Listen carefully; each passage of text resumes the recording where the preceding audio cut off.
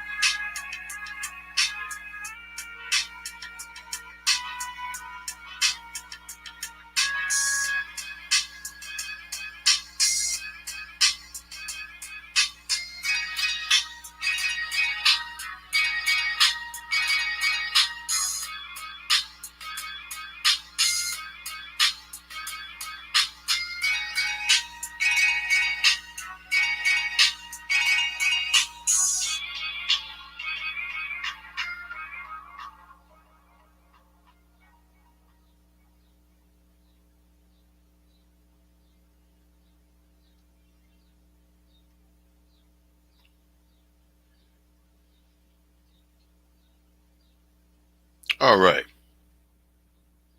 we are back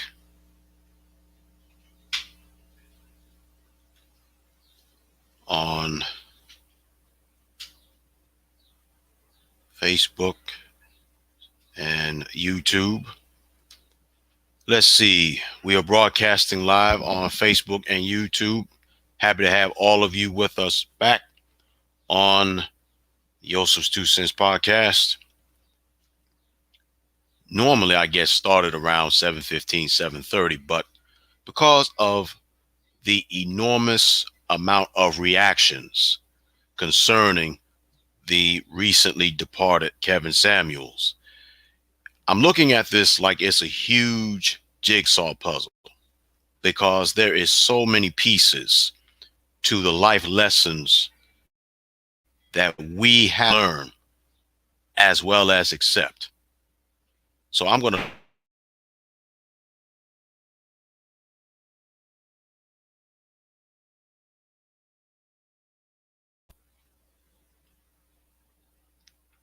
Are we back on? All right. Let me see if I can do this right quick.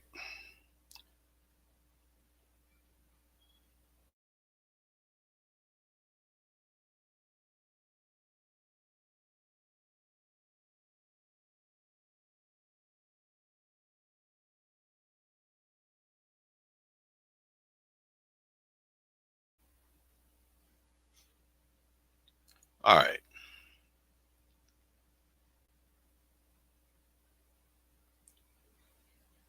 On the Facebook/Meta side, can you all hear me? Can you all see me?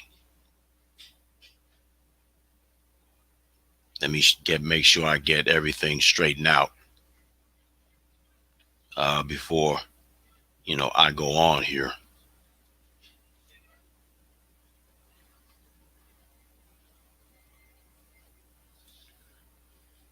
Let's see.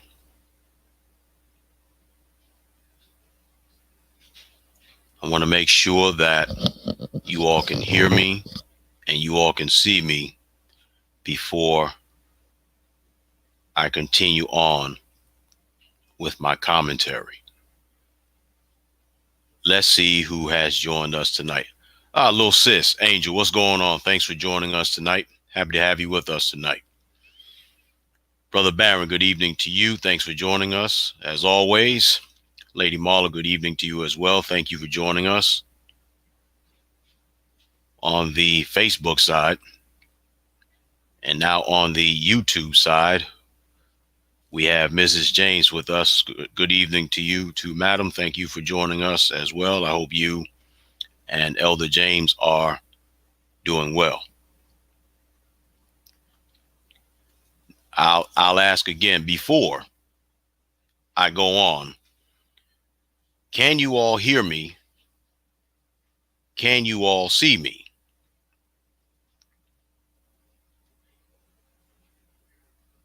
Before I go on.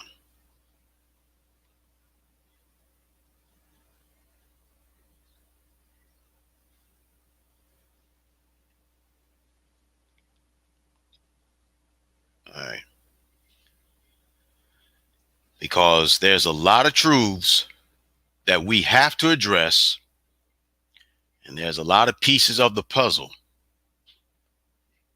that I want to be able to share with you.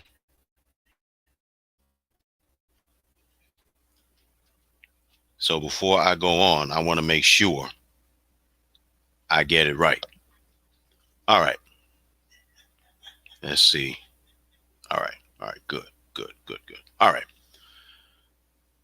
Let's try this again, because I don't want to have any problems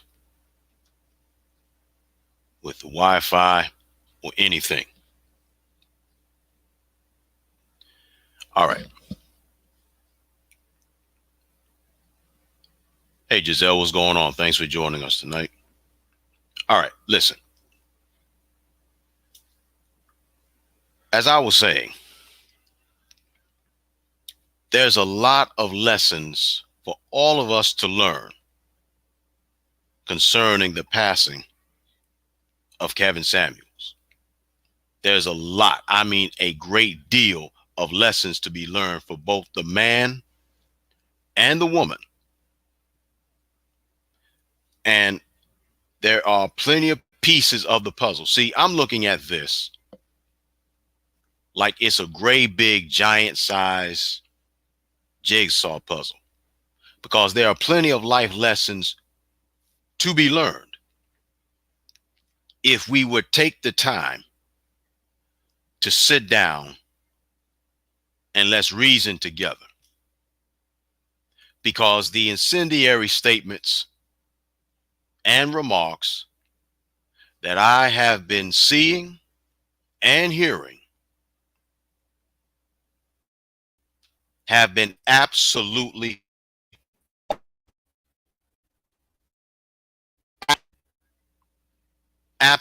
sickening. And once again, the eye of the storm, if you will, Guess what? It's melanated women that is actually in the downfall, or rather yet, the death of the recently departed Kevin Samuels. And it's absolutely disgusting. It is appalling. You're not going to find any other nationality in the United States to celebrate a melanated man's death except the melanated woman. And why? Why are melanated women once again celebrating a melanated man's death? Why? Because he said truths that are not comfortable? Because he said things that was not popular? Let me explain something to you. First off, before I even continue on, let me convey my condolences to the family of the recently departed Mr. Kevin Samuels. I want to convey my condolences to his family, his friends, certainly to over the 1.4 or 5 million followers. And I also want to explain tonight why that for those who are celebrating this man's death, it is not just the women, it's some of you are literally celebrating this man's death. It's bad enough that we don't have any regard for human life, but it's really apparent we have no regard for anybody that has passed on also. Vincent, what's going on? First time viewer, thank you for joining us.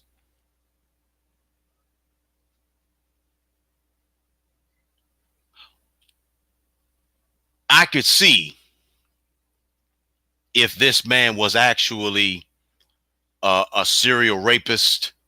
I could see if he was a pedophile. I could see if he was just a cold-blooded killer. But all this man, Kevin Samuels, did was tell the truth about toxic black women, about themselves. See, we got to understand, Mr. Samuels was not talking to every black woman. He was addressing a certain kind of woman. I want you to understand me, and I want you to hear me good.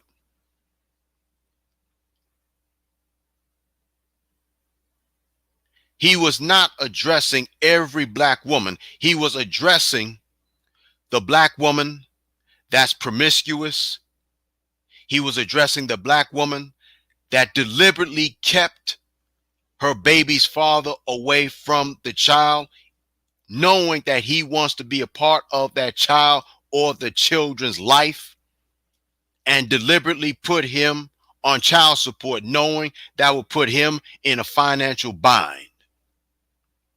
He was addressing the melanated or black woman that simply refused to do the right thing for the right reason. The kind of black woman that had or has penis envy.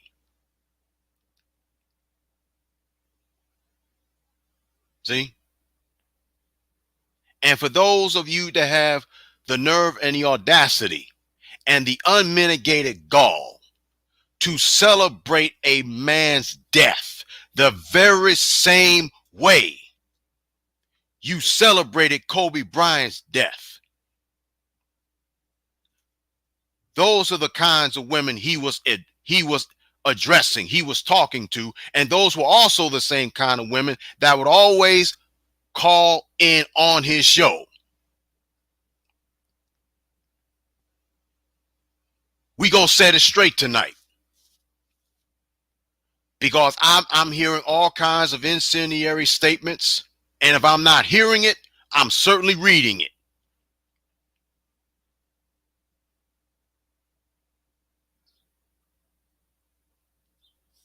So let's take a look at this from a spiritual basis first. And see, the majority of you with your religious affiliations, whether it's Christian, Muslim, Jew, Hebrew Israelite, or you're not affiliated with any kind.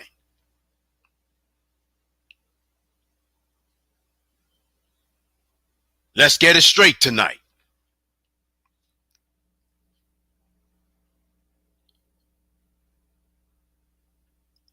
Hold on here. Let me do this right quick. Hold on just a moment.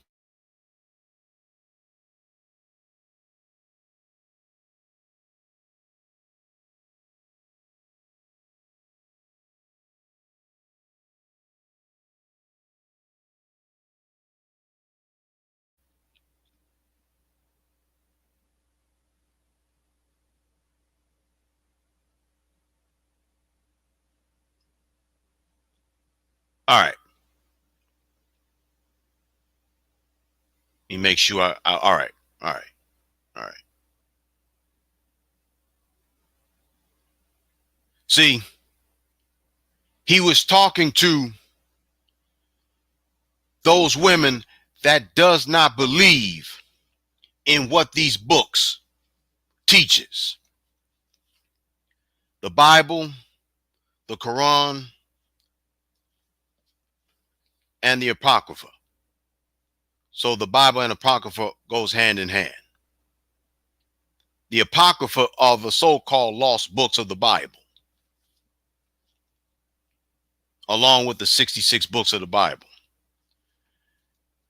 And this Quran too, for my Muslim followers. See? And see, from what I read and from what I heard, Kevin Samuels was pro-black. He did not subscribe to interracial relationships and marriages. He didn't subscribe to it. He wanted to revitalize the melanated community. And the scripture teaches that he who rejects wisdom would be defined or would be identified as a fool. And see, the reason why I wanted to address the melanated woman was because the melanated woman, whether you want to hear it or not, you were taking the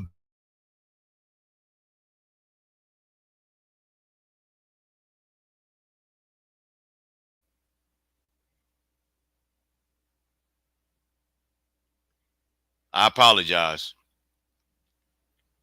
My Wi-Fi is acting up.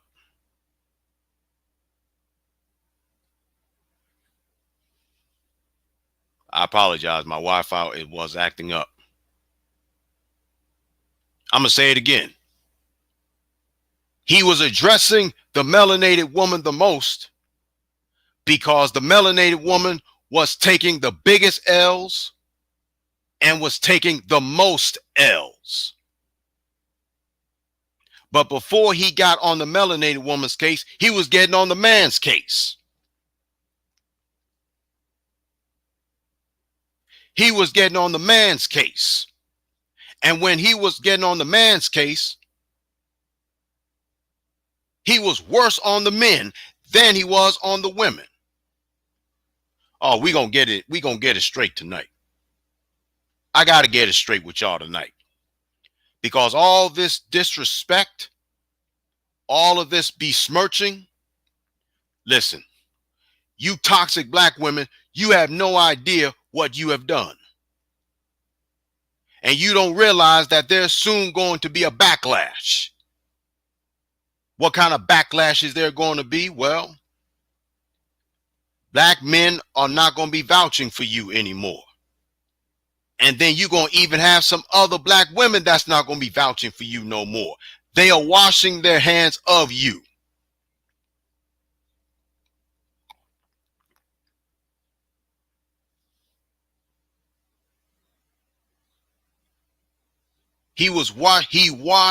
They're washing their hands of you.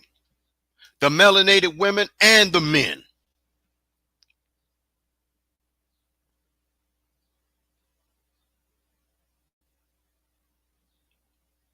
And most importantly, on top of that, I believe that even the Most High himself is getting ready to wash his hands of you. As a matter of fact, let me do this right quick.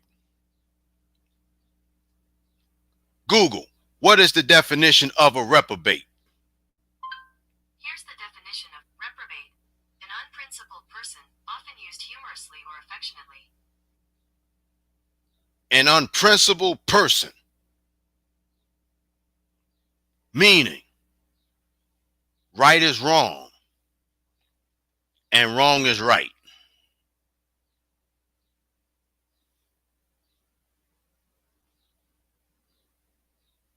See, the problem with a lot of us, see, it's the fault of both the man and the woman. It's the man's fault because he's a kleptogamist, i.e., he's a simp. He's pandering for the vagina. He's pandering for a woman that he will never sleep with. He's pandering for a promiscuous woman.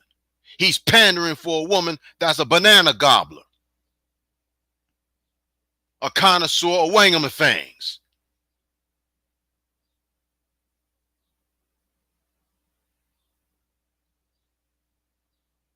He was talking about a promiscuous woman, not a woman that carries herself with class and dignity and self-respect, that had knowledge of the Most High and knowledge of herself. No. He was not addressing that kind of woman.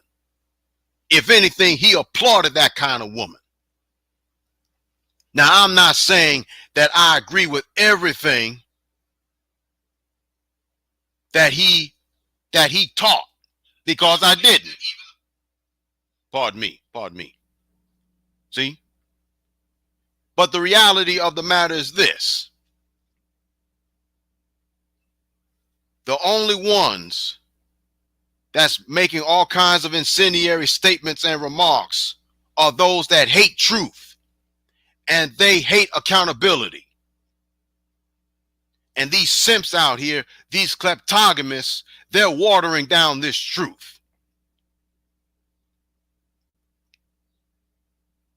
You would much rather be masculine, combative, argumentative, defiant, rebellious against the Most High and your husbands. And instead of being wives, you rather be baby mamas. Those are the ones he was addressing.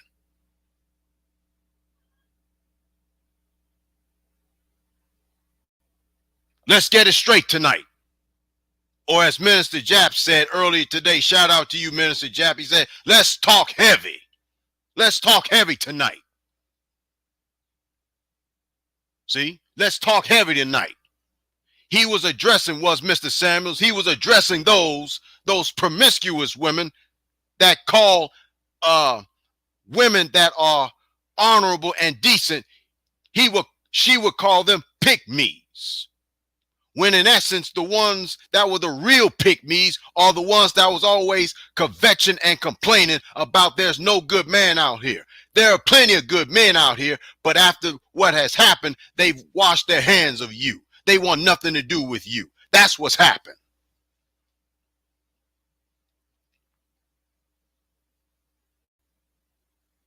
Let's get it right tonight. Let's talk heavy, as Minister Jap says. Let's get it straight. Let's talk heavy. Let's set the record straight. Because every honorable melanated man is feeling away right now. And who could blame them?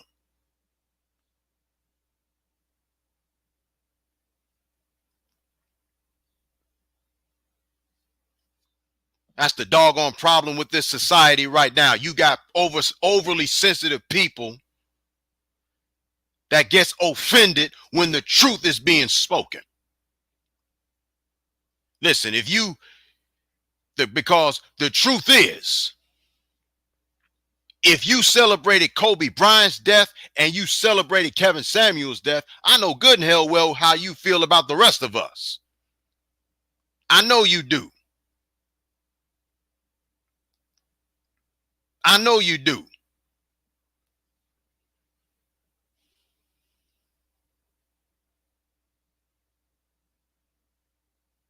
You hate us.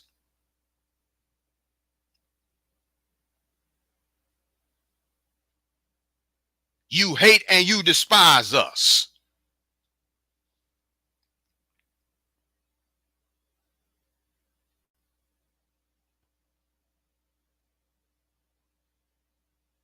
You celebrate Kobe Bryant's death still. You celebrate Mr. Samuel's death. Shoot, you're even celebrating another YouTuber's death.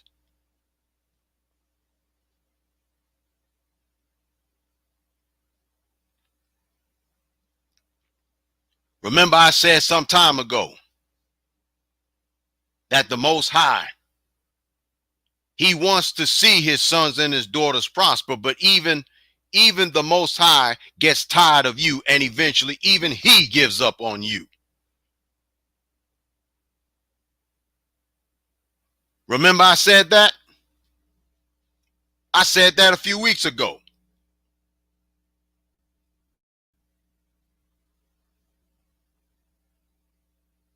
See?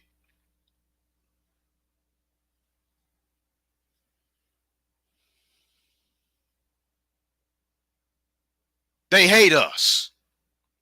And to a large degree, the toxic melanated woman is the new white supremacist, and it's been like that for a long time.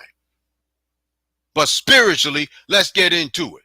See, the reason why it's having an ill effect on them spiritually is because of how ancient Israel perpetually defied the Most High. Because I'll say again, we are not supposed to be governed by other human beings. We're supposed to be a sovereign people.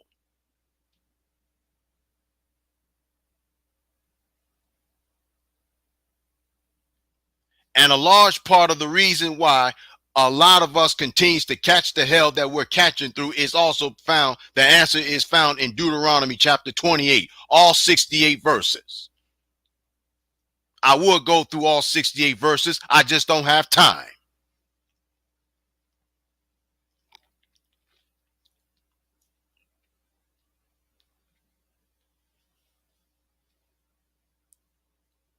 See, the sons and daughters of the Most High, we're supposed to be a sovereign people. You understand me? We're supposed to be a sovereign people. And I'm sick and tired of reading and hearing the incendiary statements and remarks disrespecting Kevin Samuels because he told your toxic asses the truth. And you don't want to hear the truth about yourselves. You rather be swallowing another man's sperm and drinking it like it's a vanilla milkshake. That's how you act. I know it's rough. I know it's rough. But that's the way you chose to carry yourselves. And no wonder melanated men and women are sick and tired of you and washing their hands of you. It's the truth.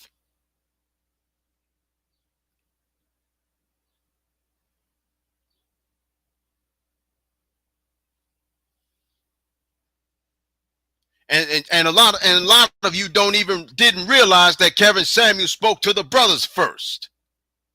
Well, why did he speak to the brothers first? It's simple. Mrs. James on the YouTube side is spot on. He spoke and he addressed the brothers first because the men, we as men are the heads of the household. We are supposed to be the leaders here. But we're not leaders. We have failed. As men, we have failed. And we got to get back on track.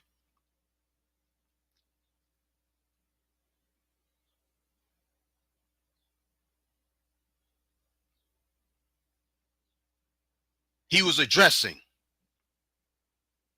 the promiscuous black woman.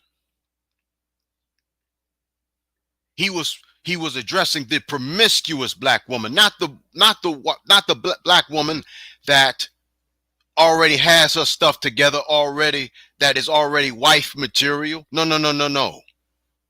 He was addressing the toxic black woman because he saw in you what you failed to see in yourself.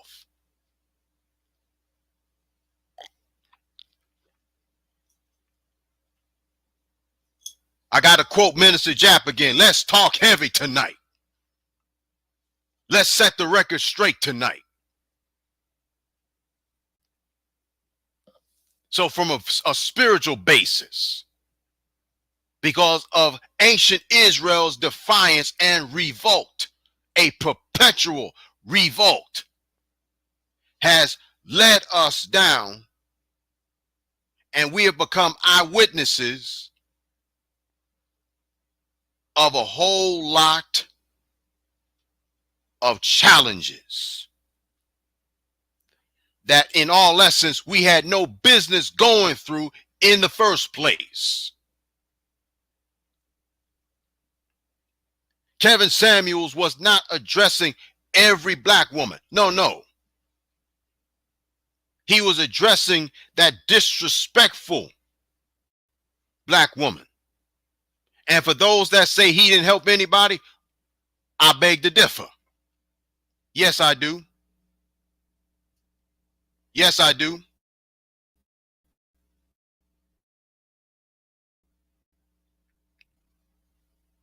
As a matter of fact, let me pull it up.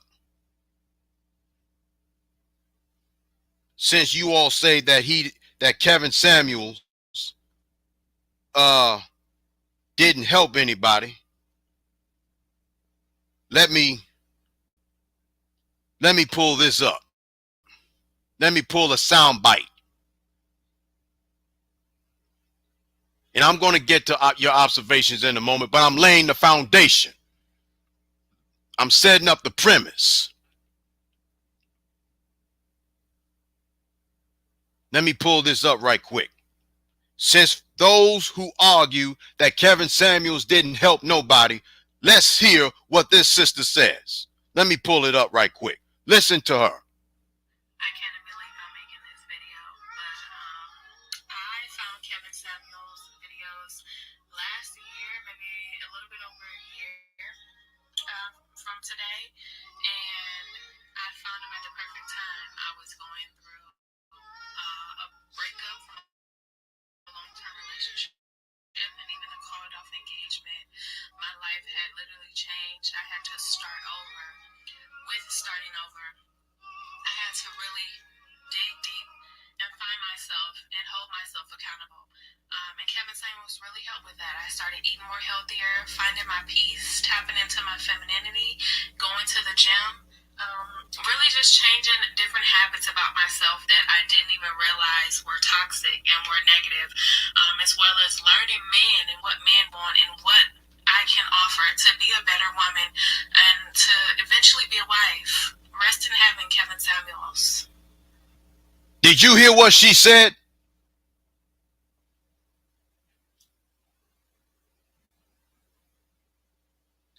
Did you hear what this sister just said? She says she had just gotten out of a long-term relationship and a called-off engagement. And because of Kevin Samuels,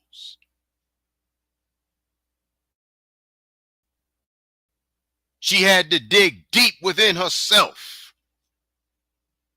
And she had to tap into what? Her femininity.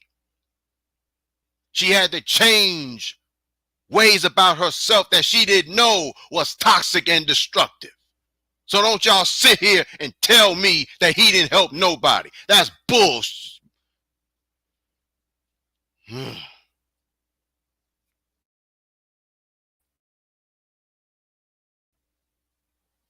What does the scripture say? It's to paraphrase the scriptures. It says that if you find somebody in error, what do? You correct them. You put them on the right path. You put them on the straight path. That's what you do. Because of Kevin Samuels, the sister said that she saw the error of her ways. You can get mad at me all you want to, but I'm telling you the truth.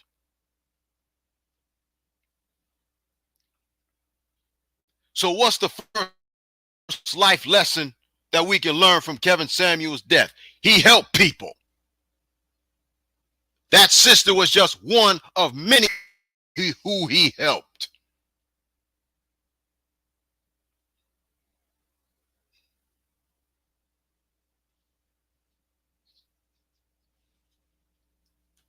The problem is you don't want to know the truth about you. You don't want to be held accountable about you. You think that your toxicity is normal when it's not. And see, a lot of you toxic women, not all of you, but you toxic women. The fact is, you were raised by a toxic single mother. That's the truth. You were raised by a godless mother in a single parent home. And you got daddy issues. Your father wasn't around. And I'm willing to put good money on it that your father wanted to be in your life, but your toxic mothers filled your head with all kinds of poison and lies. That's why you don't have a relationship with your father now. I'm willing to put good money on it.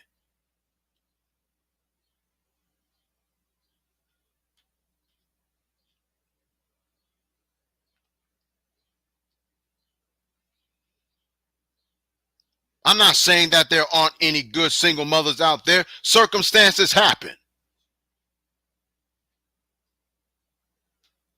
I told y'all before, I had a dear friend who lost both of her baby fathers tragically.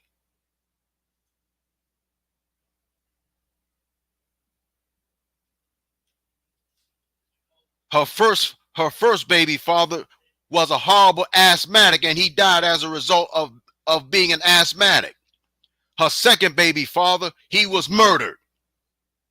One New Year's Eve, he was murdered. So she suffered a double whammy. Life happens.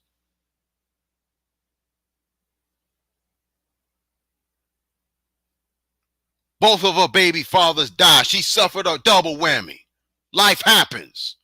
If you're not careful, life will kick you down, will beat the hell out of you if you're not careful. Life is a gift, but life is also a fight. Life is also war.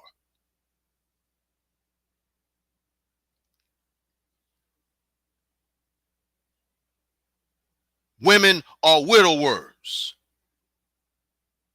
sometimes. Women are widows sometimes. Life happens. I understand that. I get it. But also the life lesson that we can learn from this is women can see the error of their ways. That sister that I just played a soundbite on, she saw the error of her ways. She said it herself that she had ways that she didn't recognize or realize they were poison.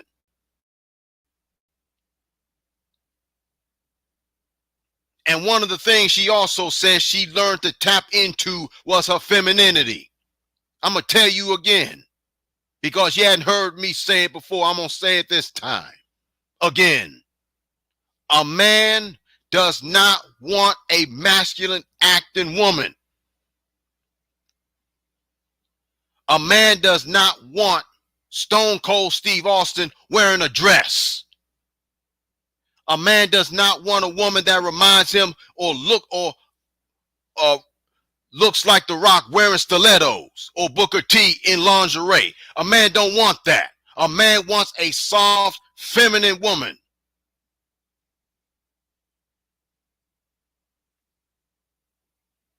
And it's not hard for you to understand that. You don't give a damn. That's what that is. You don't give a damn. It's not that you don't understand. It's not that you don't grasp it. You don't care. Because you're narcissistic, you're arrogant, you're pompous, you're full of yourselves, you're selfish, and you don't give a damn about nobody but yourself.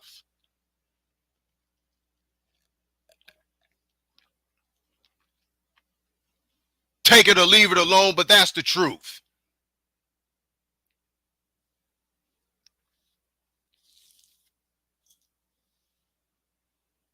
Brothers, I'm gonna get on your case in a minute. Because the reality is, for you to be worshiping Kevin Samuels like he's the most high, man, y'all way out of pocket with that, man. I can see you all paying respect. I can see you all wanting to respect his legacy and his memory. I understand that. But for you all to go out and say and act like that he's the most high himself, you way out of line. That's hero worship. You worshiping the ground the man walked on. You worship a man that you never met personally. You worshiping a man that you never shook his hand and you never will shake his hand. There's nothing wrong with respecting and wanting to honor his memory, but for goodness sake, all the hero worship, man, that's got to stop too.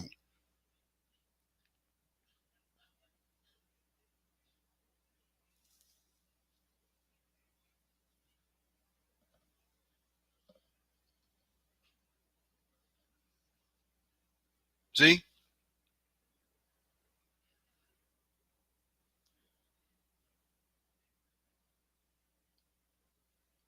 And see, let me say this. Shout out to my homeboy, Warren Rich. That's a very good friend, very dear friend of mine who's taught me a lot about the behind the scenes of the entertainment industry. Shout out to you, sir. And he also gave me a deeper understanding of how it affects us socially and scientifically or genetically. Because in a nutshell, Brother Warren taught me, and he taught others of us, he said that the majority of blacks in this community, we are the byproducts collectively now of inbreeding.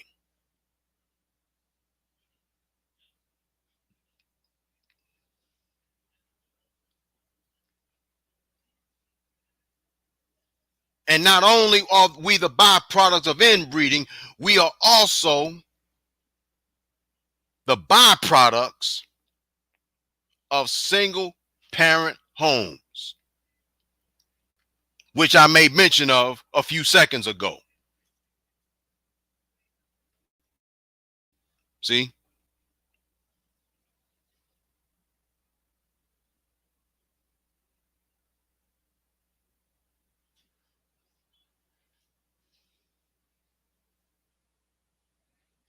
And the very same women and men and simps too, because I believe simps are the byproducts of single mother homes too. And simps are the same kind of men that these toxic women have been raised for other women not to even respect.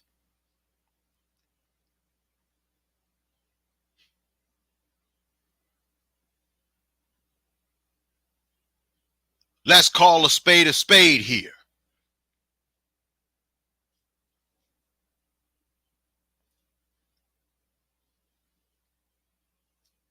I'm going to say again, brothers, there's nothing wrong with paying your respects. There's nothing wrong with you paying your respects. Good evening, Katrina. Thanks for joining us. Happy to have you with us here. I'm going to read your observations in just a moment. Brother James, I see you. Good evening to you. Thanks for joining us.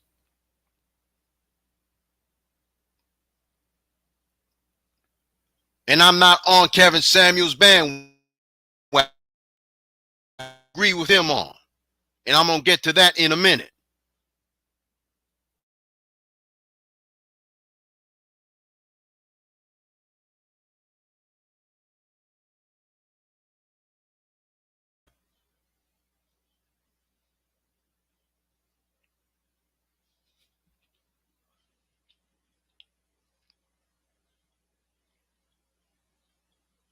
I apologize. I'm having problems with my Wi-Fi here.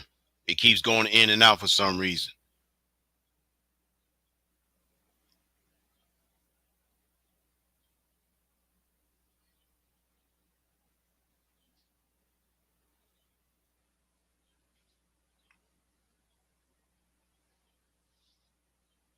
And see, let me pinpoint this.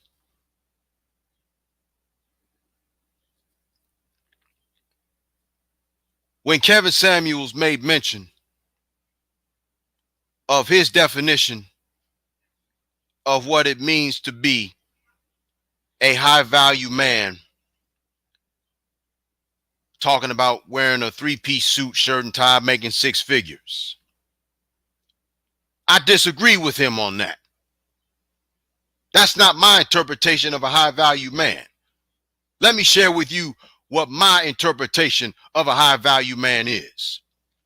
Because let me say this first. Any man can wear a three-piece suit, shirt, and tie, making 6 or 7 figures a year, and they can be the biggest butthole in the whole world.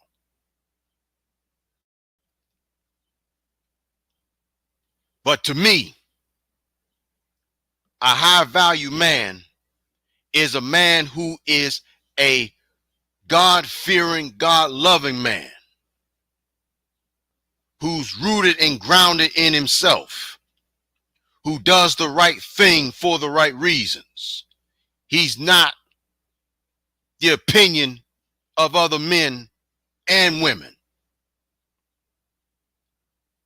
A high-value man doesn't have to wear a suit and shirt and tie.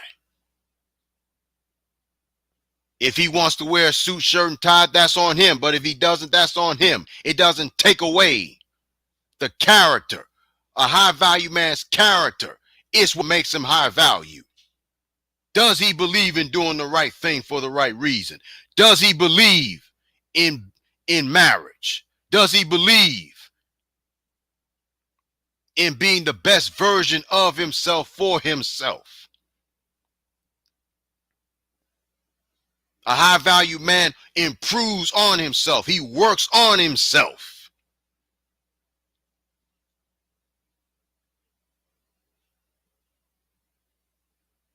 And you who are worshiping Kevin Samuels, that's idolatrous.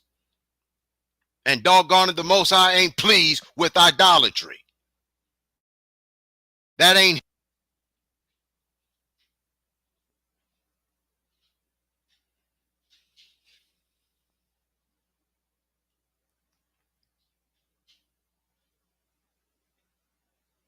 And also his views of how a high-value man is not even from a melanated point of view. It's from a European philosophy.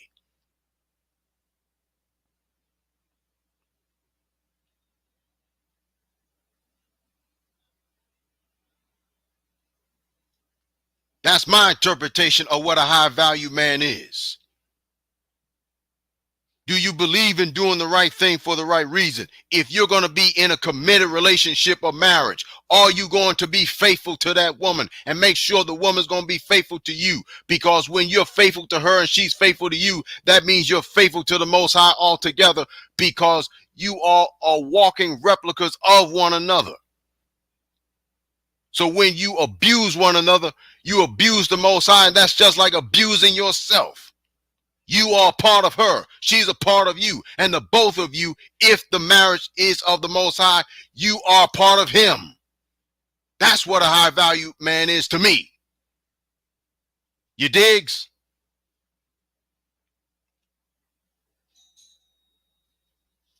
That's what that means. Shout out to the Iceman.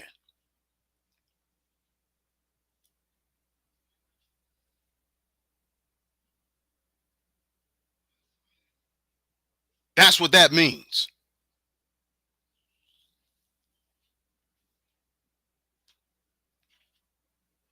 He was, see, and that's the problem with a lot of you. You're caught up with materialism.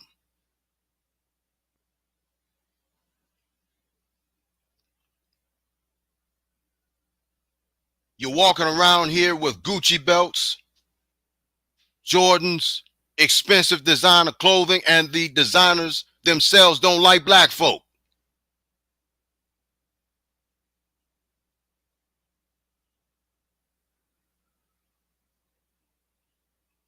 His vision of what a high value man is was from a European basis.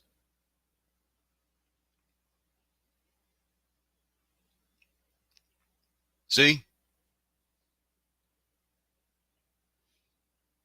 Now, I'm not denying that he didn't help people, because I played a soundbite in which she, this sister was helped by his words. Now, for those of you that's saying, well, I didn't like his delivery. Listen, when Yeshua was living on the face of this earth, he spoke the truth, and he was nowhere near as blunt as Kevin Samuels was, or a lot of us are. The Most High Yeshua's son, the Most High Son Yeshua, he spoke the truth in love, and he was still hated, and he was still despised by the Sanhedrin Council. So delivery, that ain't got nothing to do with that. You hated Kevin Samuels because he would not kiss your behind.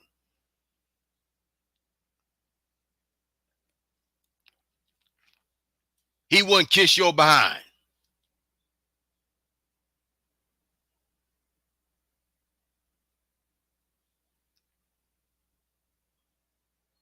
And because people are not kissing your behinds, you toxic black woman, you automatically view truth tellers as us bashing you.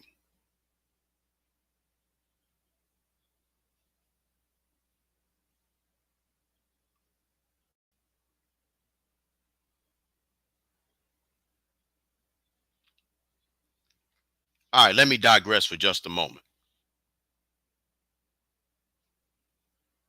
Let me digress for just a moment and acknowledge some of your observations. Their role. I had to get all of this off of my chest, because when I started posting truths that was unpopular, and some of y'all that's on my Facebook, you were all in your little feelings too.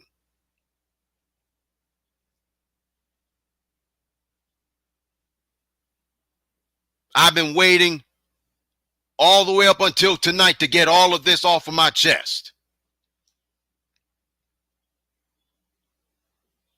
And Brother Barron is so right, and it's so because he's right, because he says only blacks celebrate each other's death. Lady Marla says those get and those that get praise. How you gonna praise somebody for you praising for somebody that calls you a bitch? And then some of these rappers will punch you in your face, but Kevin Samuels tells you the truth. You hate him.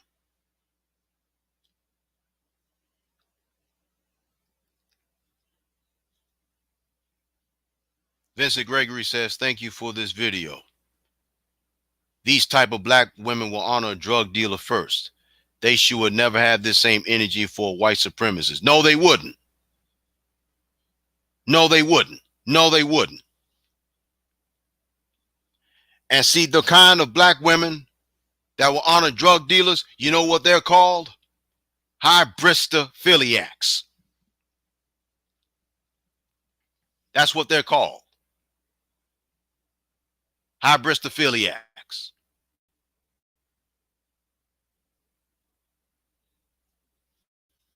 See, Kevin Samuels was addressing the kind of women that only wanted the title of a wife, but they didn't want the responsibility that goes along with the title.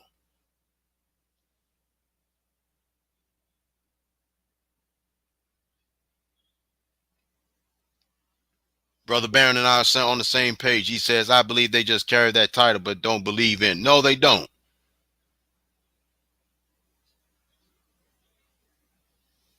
He continues, he sure didn't. He wanted the blacks to win. Yes, he did.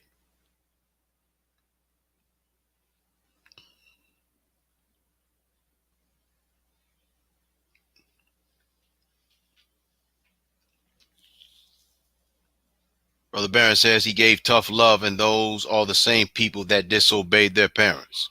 That's right.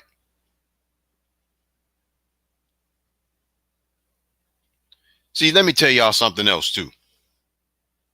You want to know what he told the men before he got on the women, folk? I'm gonna tell you what he did, what he said to the brothers. He said, brothers, how in the world are you going to have all of these expectations for the women, but you won't even follow your own expectations? He didn't say it like that. I'm paraphrasing it. Because mind you, he got on the brothers first before he got on the case of the women.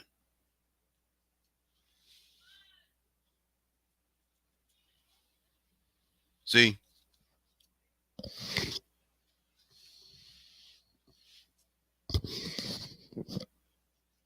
He said, how in the world are you making all of these requirements for a woman and you not meeting them yourself?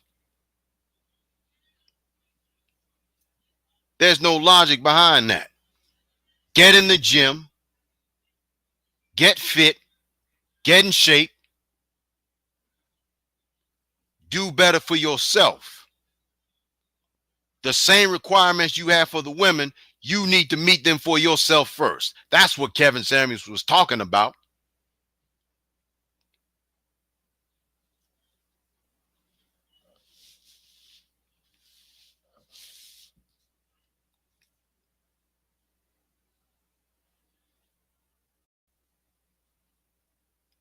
But I'll say again,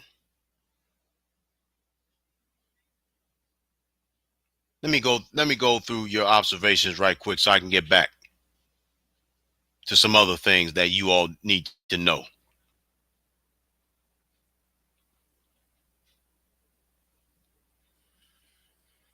On the Facebook side,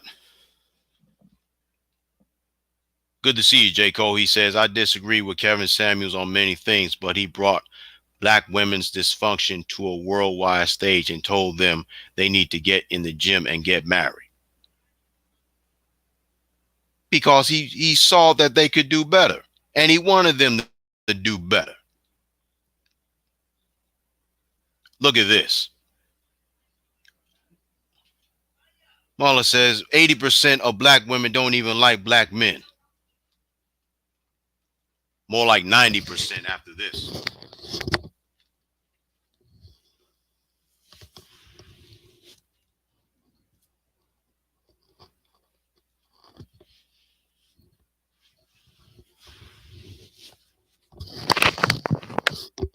It's more like 90%. It's between 80 and 90%. See? J. Cole says, But black women celebrate his death like they celebrated David Carroll's death. Sure did. These black women are worse than the white Karens, says Brother Barron.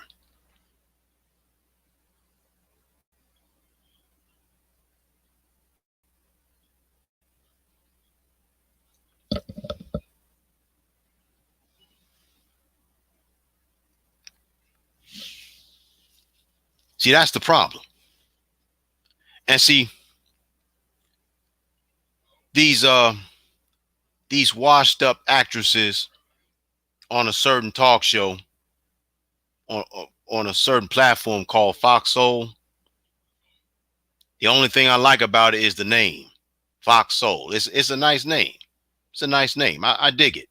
I dig the name.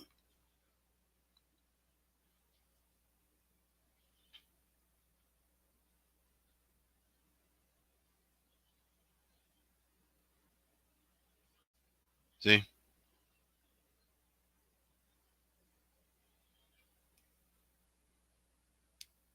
Let me get to some more y'all. See, I got a few minutes tonight. It's only 3 minutes after the hour of 8 o'clock. I got some time.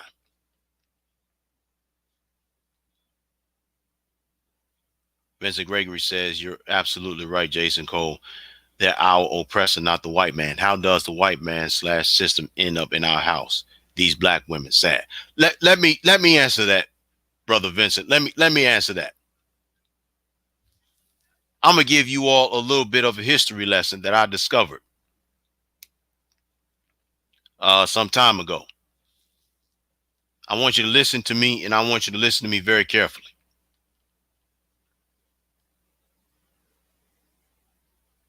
It was always a plan to get the melanated man out of the house.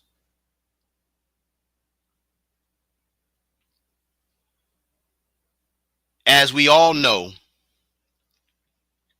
Dr. King was assassinated in 1968.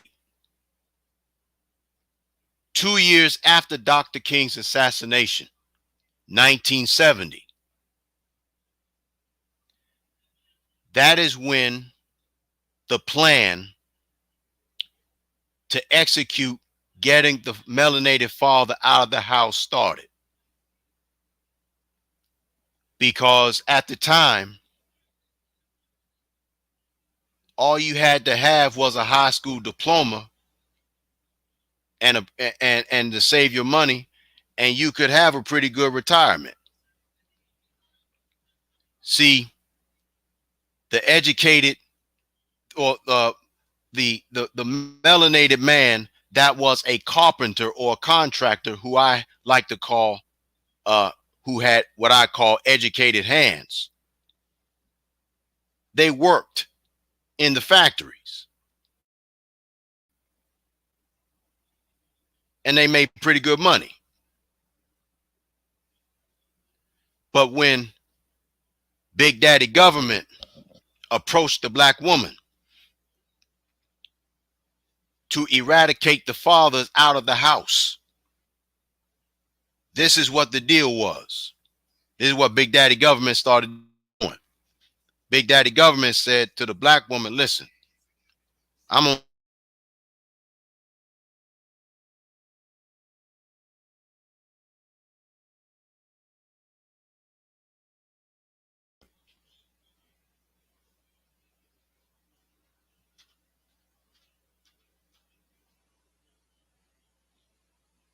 I apologize, but I'm gonna continue on anyway. We need for you to get the black man out of the house. We will replace the melanated father. We'll give you government funded assisted programs if you get the melanated father out the house. All of this started in 1970. Then in 1973, Roe versus Wade took place. And ever since then, since 1973, you've had close to about 20 to 30 million melanated babies aborted.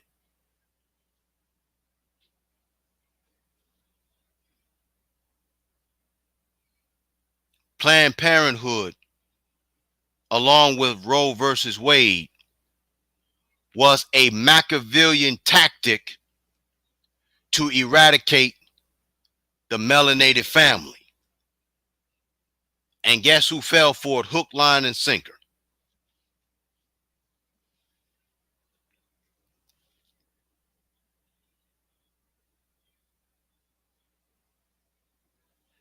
You bet. The same kind of woman that celebrated Kevin Samuel's death. And see, the reality of the matter also is this.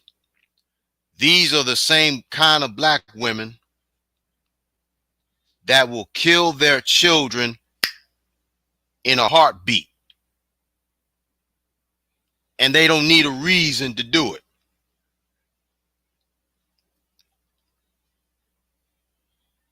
They don't need a reason.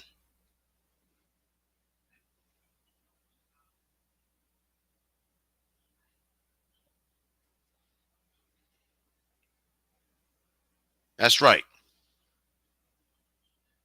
And see, the greatest purveyors of abortion is melanated women, because they were able to use abortions like it's a birth control pill.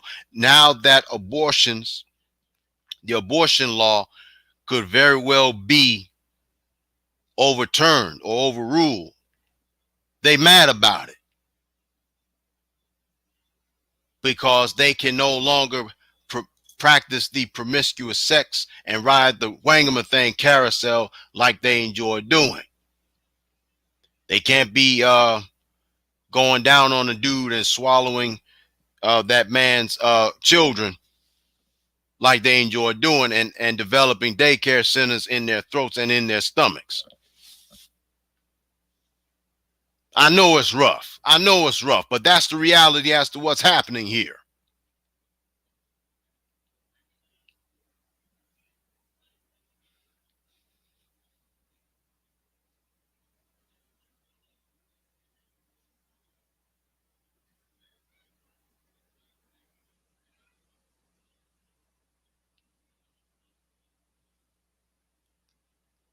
See,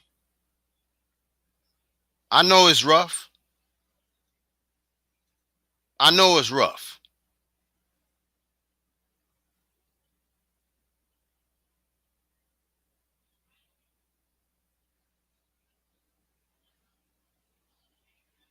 I know it's rough.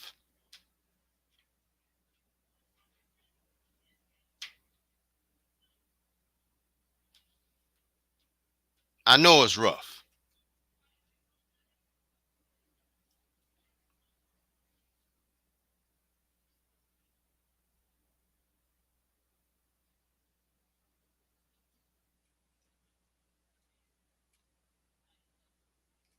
I know it's rough.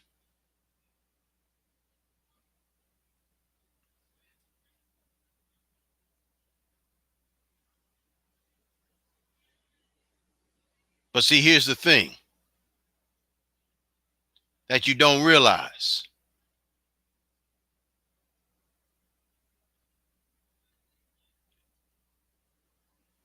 The toxic black woman, not the woman that's already married, not the woman that's already doing what she's supposed to be doing, not the woman that's already in divine favor with the Most High. She's fine. But the rest of these toxic women, guess what? They have already signed over their death warrant.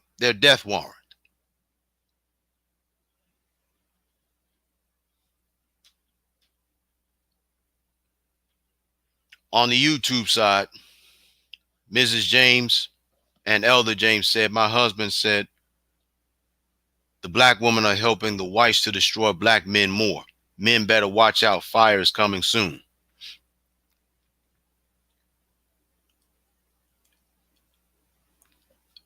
You know something? I think the fire is coming, but what's really getting ready to ensue is a backlash.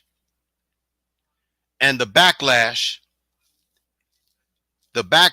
is going to affect the toxic black woman.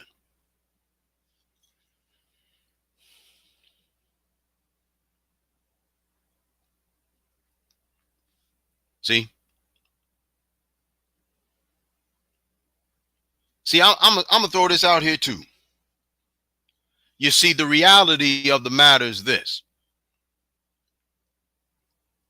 melanated women collectively, or the majority of them anyway, they sign their own death warrants. It's over for them. It is. It's all over for them.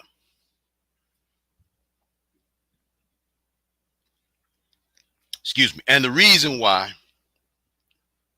it's all over for them is because melanated men and women,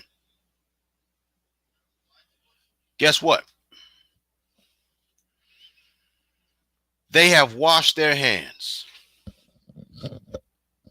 of these specific kind of black women. And see, here's something else too. It has scarred a lot of men, so much so they are either doing one of these two things. One, they will never get involved with another black woman again. Two, they have sworn off relationships forever.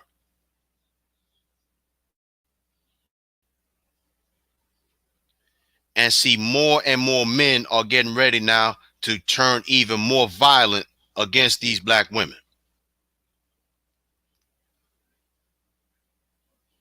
There were a couple of women that said that they felt indifferent towards Kevin Samuels' death. Let me share this. I respect their position of indifference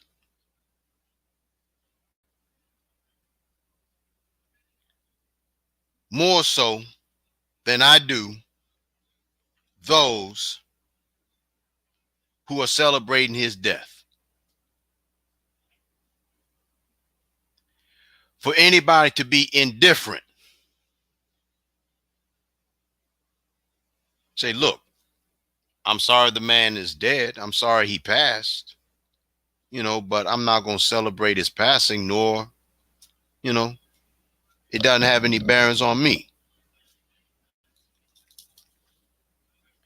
But the men and the women that celebrated that man's death,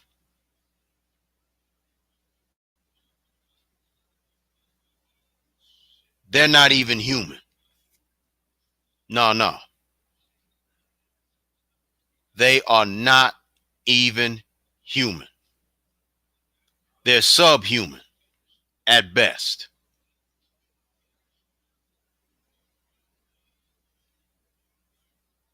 And see, here's the thing too. Let me go back. Let me go back to what I said a few moments ago. You brothers who worship the ground Kevin Samuels walked on, not good, man.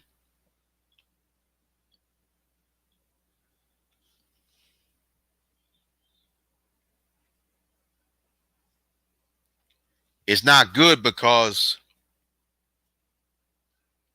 the ones of you that looked up to Kevin Samuels so highly, you too come from a single parent home.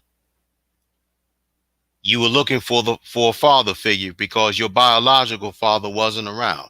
I understand that. And you were looking for a man to fill that void. I understand.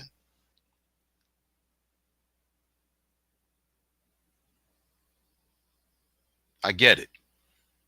It makes sense. But for you to worship this man like he's the most high, huge mistake. Huge mistake.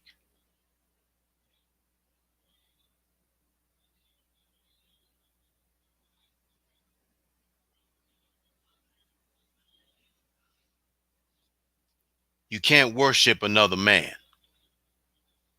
Hero worship is a dangerous thing. Very, very dangerous. Very dangerous.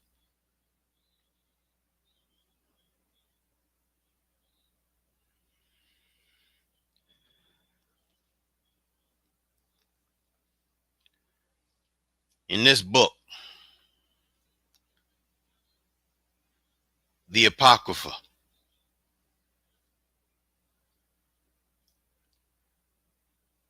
since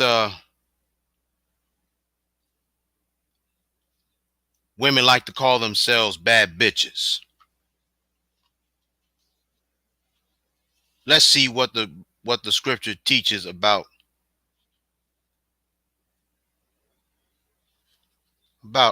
one, shall we? A female dog, I mean. In the book of Ecclesiasticus, the 26th chapter, verses 22 through 25, it reads, "An harlot shall be accounted as spittle, but a married woman is a tower against death to her husband. A wicked woman is given as a portion to a wicked man, but a godly woman is given to him that feareth the Most High."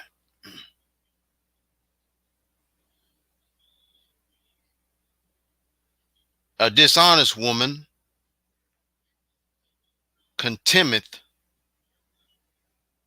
shame, but an honest woman will reverence her husband.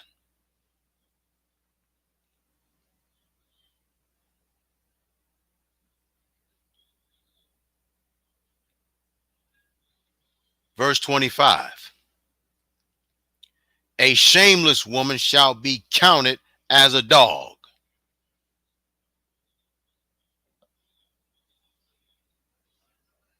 A shameless woman shall be counted as a dog, but she that is shamefaced will fear the Most High. So a shameless woman, says the Bible, shall be counted as a dog, a female dog shall be counted as a dog. So you can continue on to call yourself a bad bitch if you want to, but all you're doing is continuing to prove the point of Kevin Samuels. That's all you're doing. And not only are you continuing to prove the point of Kevin Samuels, but most importantly, you're proving the point of this book. You're proving this book right. Because, again, if there's no shame in you, you are counted as a dog. Yeah. You are counted as a dog. So continue on calling yourselves bad bitches if you want to. Go right ahead. You go right on ahead. And see, you know what?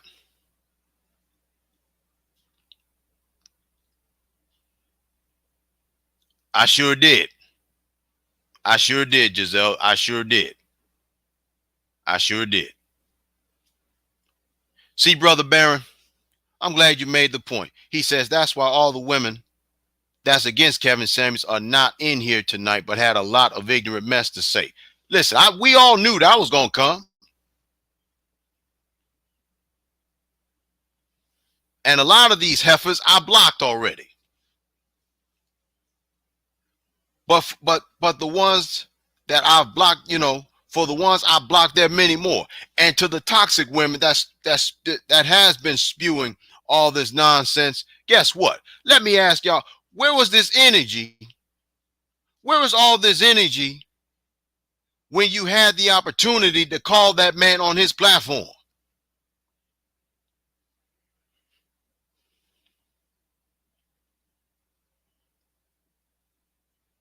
You all had the opportunity.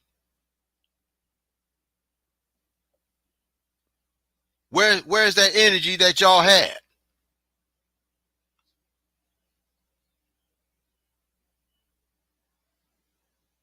Where was the energy that y'all had? You had the opportunity to keep that same energy. Now the man is not here no more. Now here you all come. I'm going to throw this out here too. I want you to pay attention.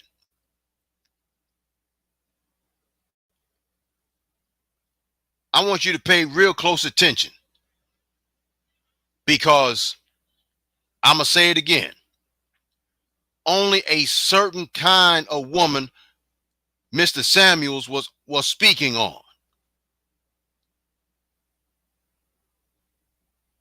And if you notice something,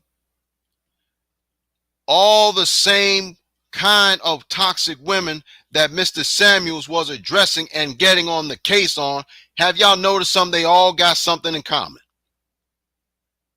Yeah, they all got something in common. They all got something in common.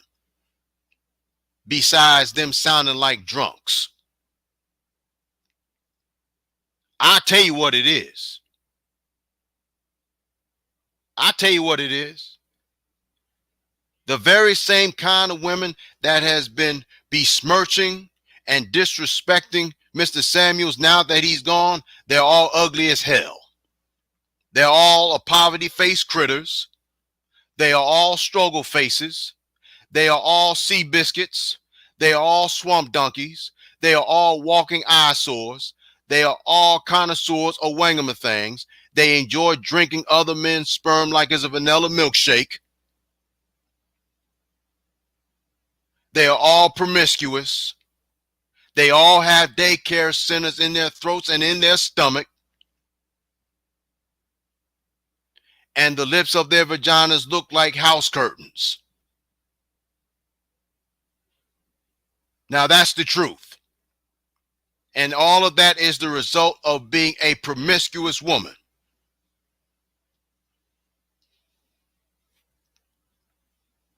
You can get mad at me all you want to, but those are the facts.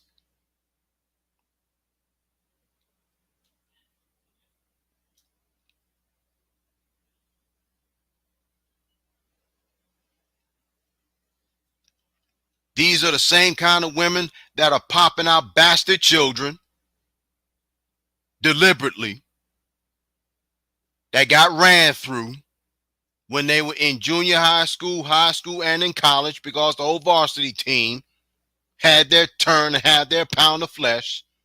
Bang, bang, skeet, skeet. These are the same kind of women that are all washed up in the wall, pimp slapped them hard. All that beauty and all that youth they had is all gone. They ain't got it no more.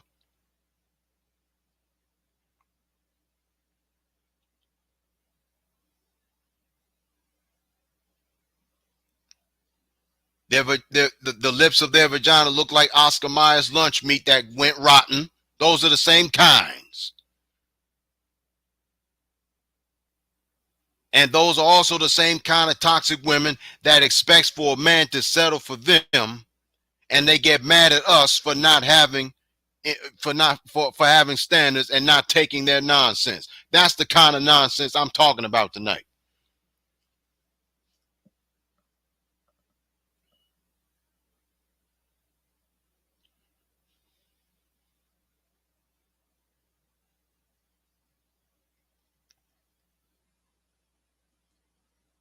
Listen,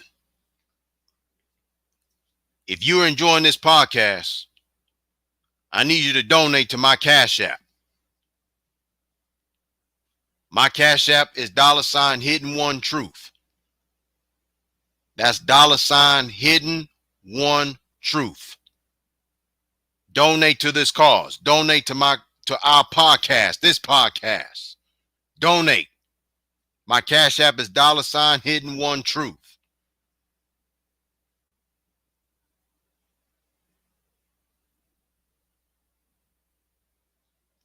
As a matter of fact, while y'all are getting ready to donate, I want to break down the soundbite of the young sister or the young lady that saw the error of her ways, and because she started listening to Kevin Samuels,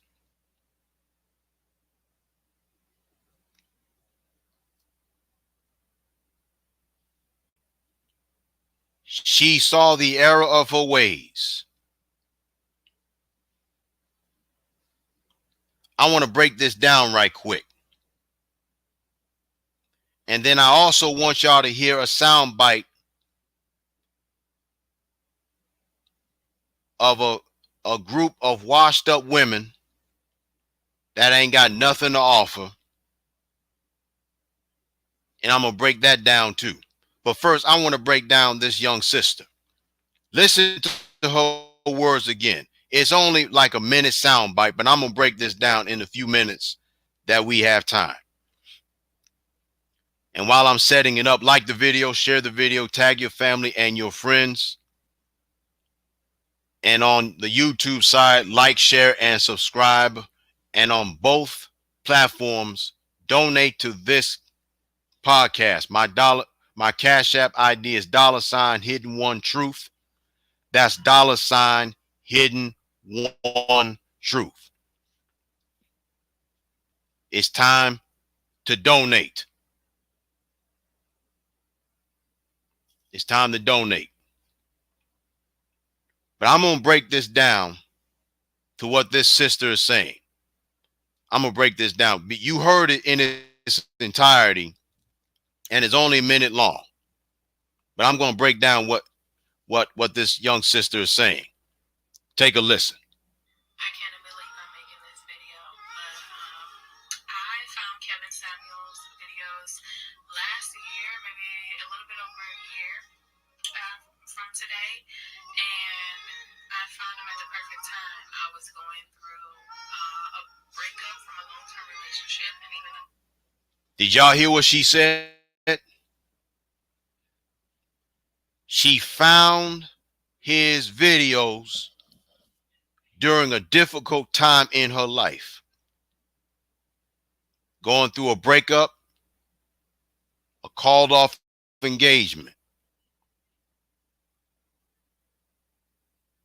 This is what this young lady is saying.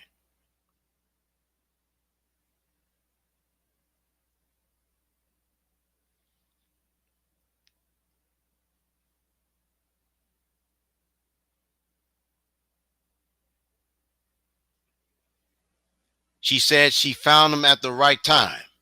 I'm going to play it again. I'm going to play that part again. I can't believe I'm making this video, but I found Kevin Samuels' videos last year, maybe a little bit over a year from today, and I found him at the perfect time. I was going through a breakup from a long-term relationship and even a called-off engagement.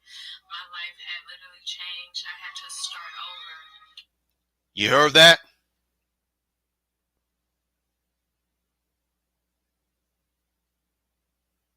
She said she had to start over again.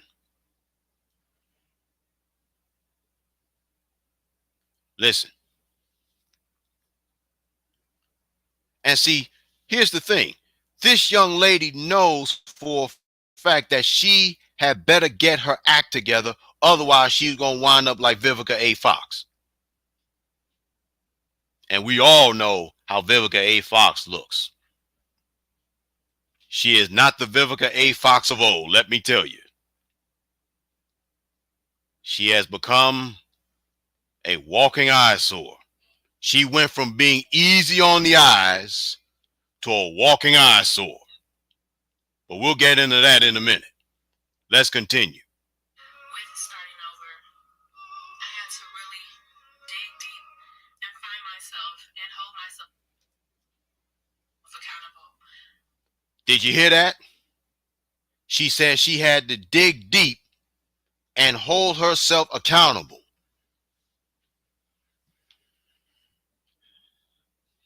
Ladies and gentlemen, that is called a grown-ass woman. That's a grown-ass woman when you own up and you acknowledge the fact that you have flaws and you got to change for the better. Otherwise, you're going to be looking like one of these washed up porn stars that's had so much plastic surgery they can't move their face.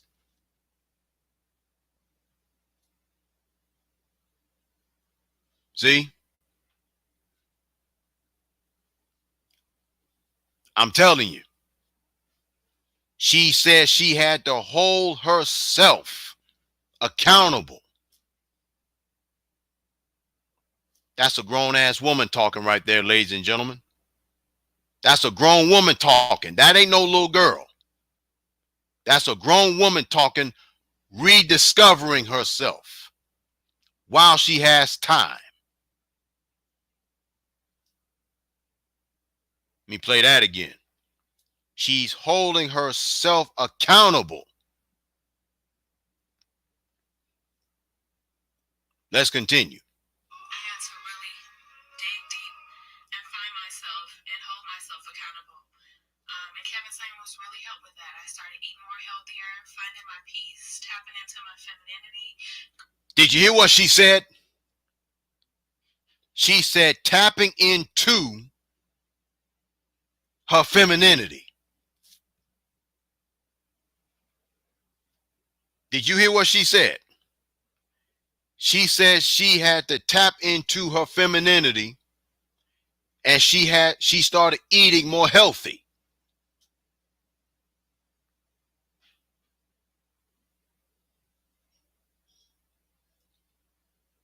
Key word, found her femininity.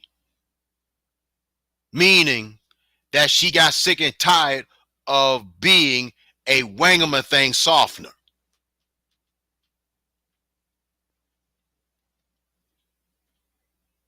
This is a grown woman here. And it takes a grown woman to own up to her flaws and mistakes. It takes an adult to own up to her mistakes. Let's continue. Going to the gym, really just changing different habits about myself that I didn't even realize were toxic and were negative. You see that? Changing things about herself that she didn't recognize or didn't realize or recognize they were toxic.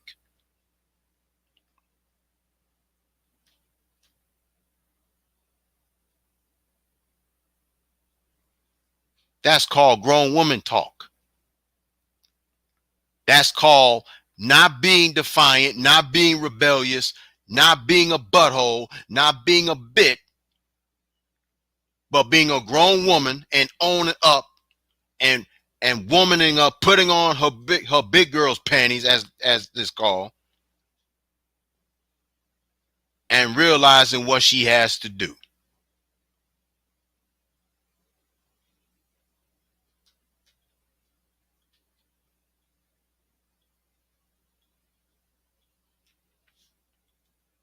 The scriptures would describe this young lady as wise.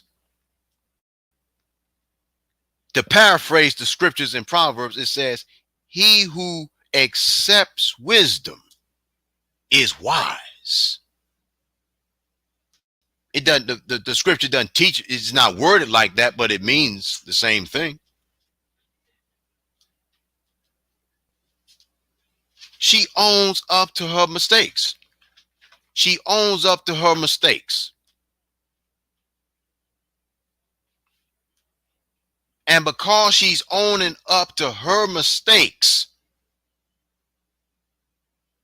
she realizes that her life is changing for the better.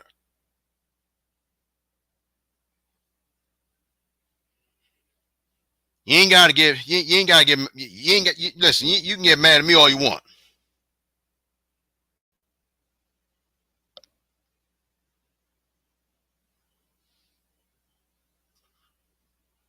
And of course, the very same ones that was all in their little feelings, especially when I was posting up statuses that reflected the same ideologies that I believe in and others of us believe in, and Mr. Samuels taught to a degree. Where y'all at?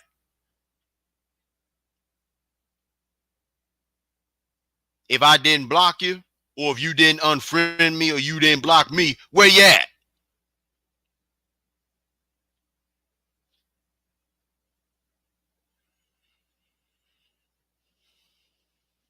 Where y'all at? Oh yeah, that's right.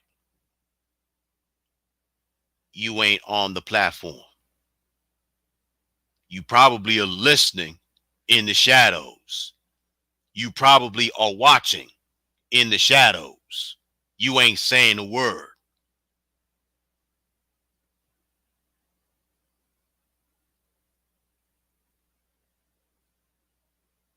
Let's continue on and let's finish what hearing what this sister has to say. I'm gonna replay rather some of the parts just in case some of you ugly poverty face swamp donkey critters missed it. Let's continue. I had to really dig deep and find myself. And Kevin Samuels really helped with that. I started eating more healthier, finding my peace, tapping into my femininity, going to the gym, really just changing different habits about myself that I didn't even realize were toxic and were negative, as well as learning men and what men want and what I can. Learning what a man wants. Did y'all hear that?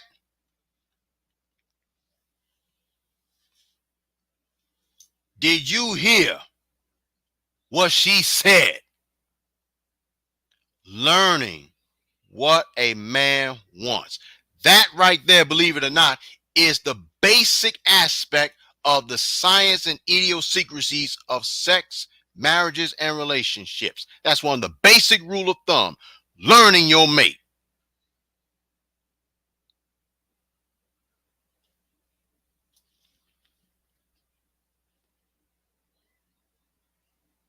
Hey, Jawan, what's going on, bro? What's going on, man? Thanks for joining us tonight. Happy to have you with us.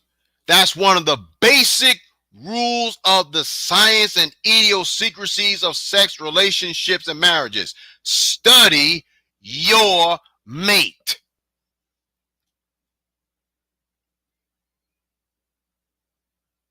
Study your mate. Did you hear what this? Do you all are hearing what this sister is saying?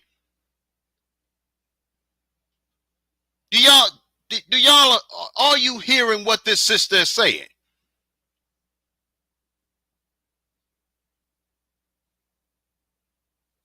Let's continue. Changing different habits about myself that I didn't even realize were toxic and were negative. Didn't realize what was negative or toxic. She changed it. As soon as she discovered it, she began to do work on self. But you overgrown little girls don't know nothing about that. That's why she gonna wind up being a wife soon, if she's not a wife already. Meanwhile, the rest of you are washed up,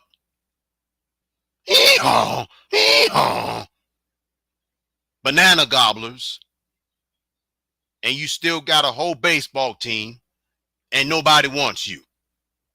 But that ain't my problem, no. Neither is it the rest of my audience.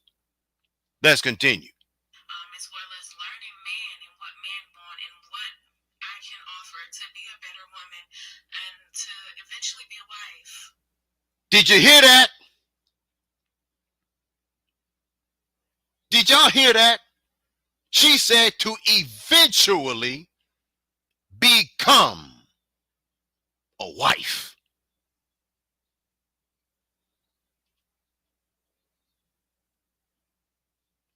this young lady is on the right road. She's on her way up.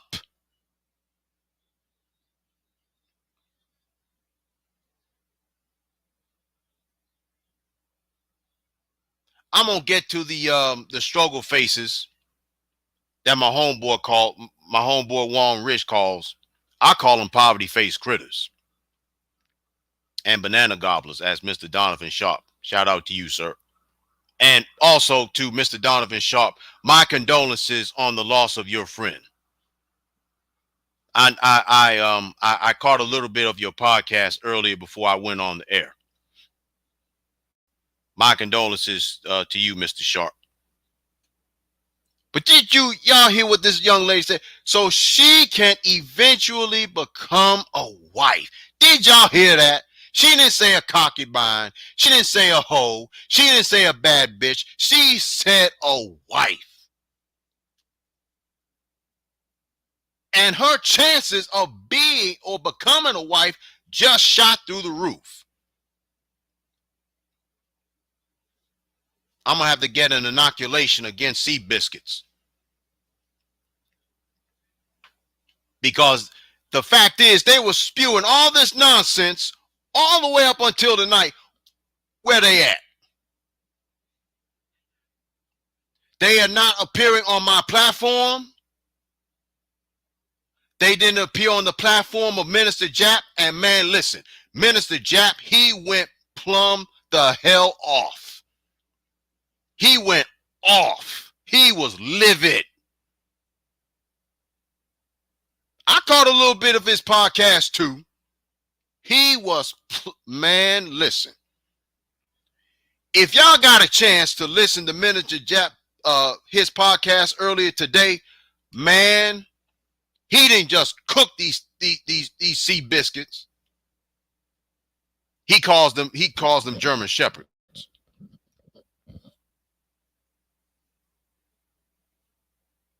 But if you heard his podcast, man, he went in. Jap he went plumb off. He was savage today. Ooh, whoa! He went in, man. I had to turn it down. I had to turn my phone down because he was going in, man.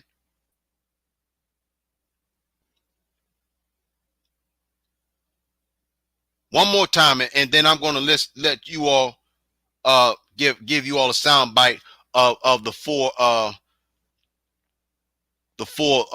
sea biscuits on Fox Soul. But let's finish listening to what this young lady says. As a matter of fact, I'm gonna play in its whole entirety. Here, so you all can get a better understanding of it. This young lady is on her way. She's a young woman too. She ain't old. She young. I can't say that about the swamp donkeys and sea biscuits, but here it is. I can't believe I'm making this video, but I found Kevin Samuels' videos last year, maybe a little bit over a year from today, and I found him at the perfect time. I was going through a breakup from a long-term relationship and even a called-off engagement. My life had literally changed. I had to start over. With starting over, I had to really dig deep and find myself and hold myself accountable. And Kevin Samuels really helped with that. I started eating more healthier, finding my peace, tapping into my femininity, going to the gym, really just changing different habits about myself that I didn't even realize were toxic and were negative, as well as learning men and what men want and what I can offer to be a better woman and to eventually be a wife. Rest in heaven, Kevin Samuels. To be a better woman and eventually a wife. Y'all heard what that young woman said. She gave the whole world a brief testimonial about what Mr. Kevin Samuels did for her. And that's why she gonna wind up being a wife.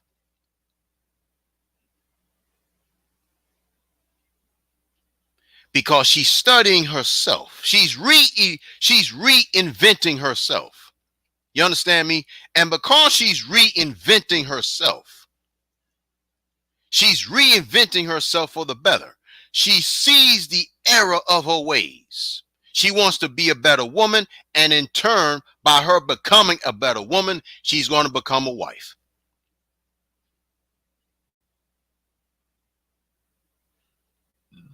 And one of the things that she made mention of her brief testimonial is that she's tapped into her femininity.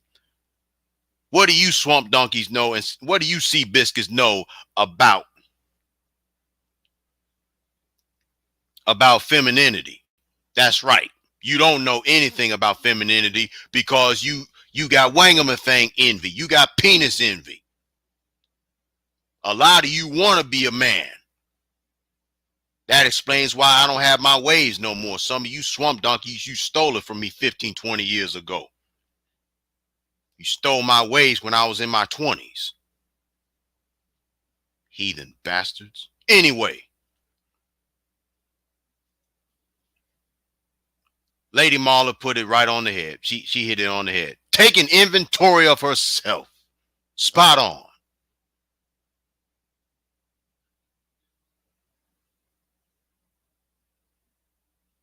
Spot on.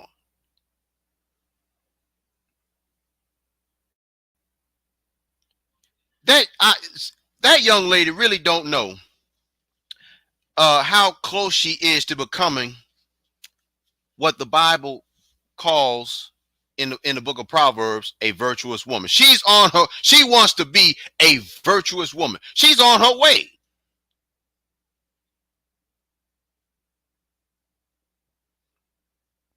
Yeah. she she's on her way to becoming a virtuous woman. I don't know if she is in the ark of safety of the Most High or not. I'm not for sure. But if she's not, I hope and pray that she one day will be. She on the right road. And I believe that she's doing the right thing for the right reason. She's not just doing it just to be seen. I believe she's doing it for the right reason. Shout out to that. Whoever that young lady is, she's got my respect. And I pray the Most High will continue to show her the way. Unlike these feminists, these Christian feminist swamp donkey sea biscuits, walking eyesores.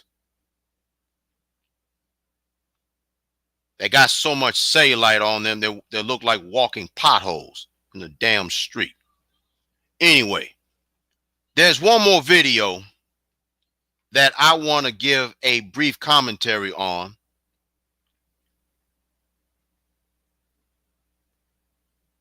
And I'm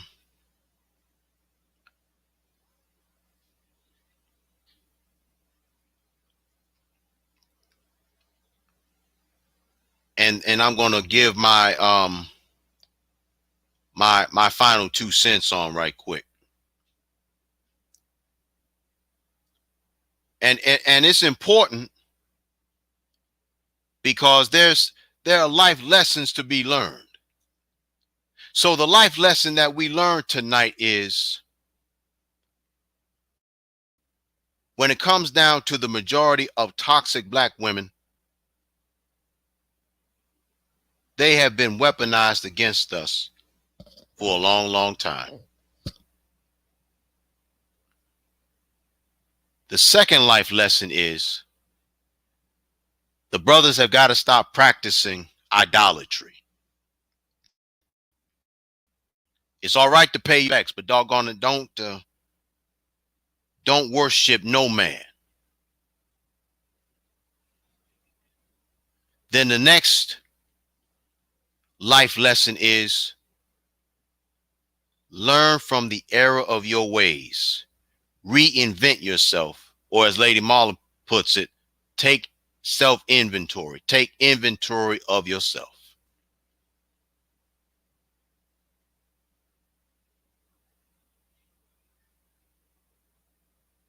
Now, that young lady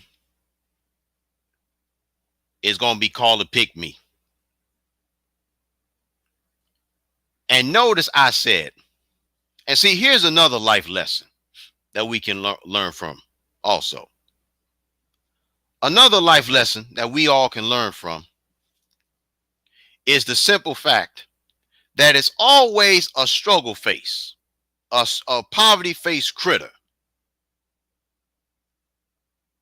Pardon my French when I say this, but a dick softener in the face with a struggle body, as my homeboy Warren calls him.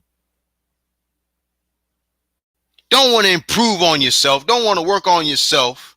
You just fine with everything that's going on with you. You're fine in your dysfunction.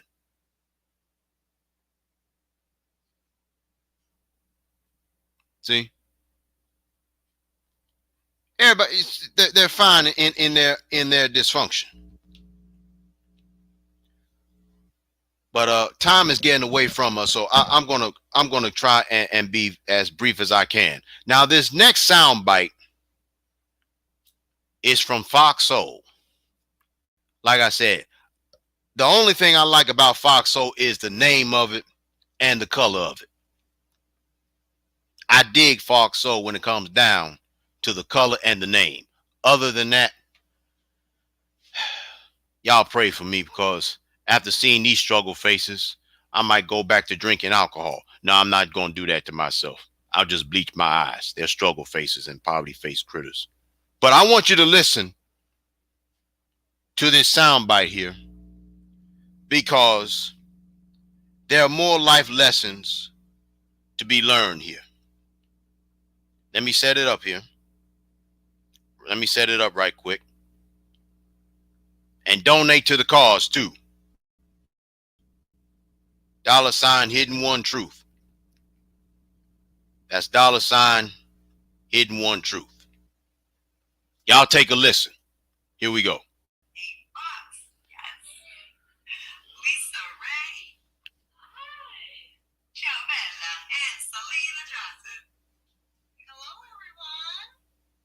They look like some old mothers of the church that's trying to get their groove back. Let's continue. Hey, pretty ladies, we are going to be dishing on everything trending in the news and in the world of social media. And later on the show, we'll be shining a spotlight on Mental Health Awareness Month with best-selling author and pastor Terrain Roberts, who will talk about the importance of finding balance in our lives. Lord knows some of us needs it. Amen, amen. Now, they're speaking on mental health, right? Y'all heard it. They're speaking on mental health.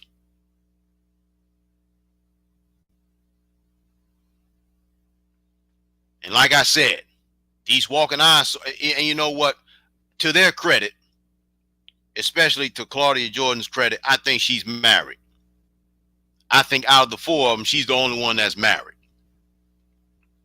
And Minister Jap on his platform, shout out to you again, sir. He pinpointed some things about Lisa Ray and Selena Johnson. I think it was Selena Johnson. It was either Lisa Ray and Selena Johnson or Lisa Ray and Vivica Fox. Either way, two of them are from Chicago. And they're from the south side of Chicago too, so I understand. And Jap said in so many words, listen, if you run across a woman that's from the south side of Chicago, do not F with them.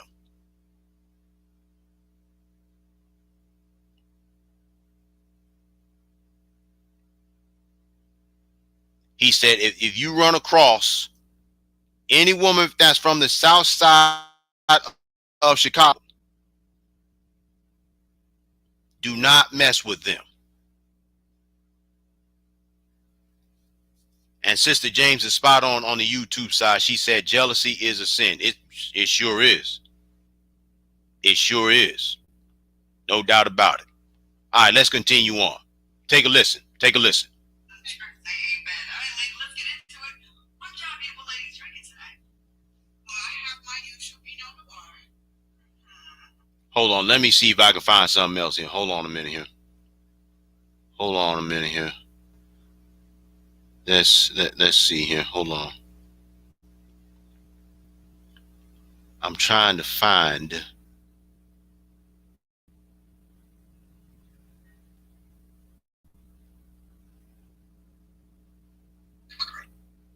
All right. I think I found it here. All right, here it is. Here it is. Here it is. Following the news of Kevin Samuel's death, Marlon Wayans posted this message on Instagram. Love him or hate him, he spoke his truth. We can view truth as hate, but sometimes his bold medicine didn't taste so sweet. And if you hate it, why tune in? Why call in? Because healing comes in many forms. His was some nasty ass tasting medicine. He continued with, there's no right and wrong in this love, S-H-I-T. There's just discovery. And thank you for those you healed. And we forgive you if there are any damages because we know your intentions were to heal. Ladies, what are your thoughts on Marlon's post? And were you shocked when you heard about Kevin Samuel's death? Let's start with you because you've seen. Now listen. Let me educate y'all on something right quick. This is Vivica A. Fox that's getting ready to speak. This is the same woman that had the opportunity to become a mother, and she didn't take it. She was married one time and got divorced. She was with 50 Cent and ate his groceries. For those of you that don't know what eating grocery is, that means, yeah, she went down on him and yeah. Ask somebody else, but I know what it is. I'm just trying to be more. She had oral sex with him. Ate his groceries. She ate him out. Let's continue. We had quite a reaction to this. Well, me and Lisa Ray both had the whole side eye, like, what the hell? Is he kidding me? Healing? Healthy? This man was a hypocrite.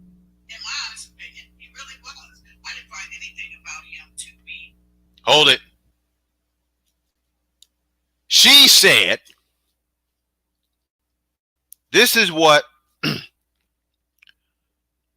Vivica A. Fox, this is what she said. She said she thinks Kevin Samuels is or was a hypocrite. That's what she said. Let me play it back a few seconds. Oh. Sorry about that. I had to cover my nose while she was speaking. Let's continue. Let's start with you because he seemed to be having quite a reaction to this. Well, me and Lisa Ray both had the whole side eye, like, what the hell? Is he kidding me? Healing? Healthy? This man was a hypocrite. In my honest opinion, he really was. I didn't find anything about him to be. Ladies and gentlemen, I'm very, very sorry. I apologize. But while she's talking, let me do something right quick. Hold on just a minute. I'll be right back. Hold on just a minute.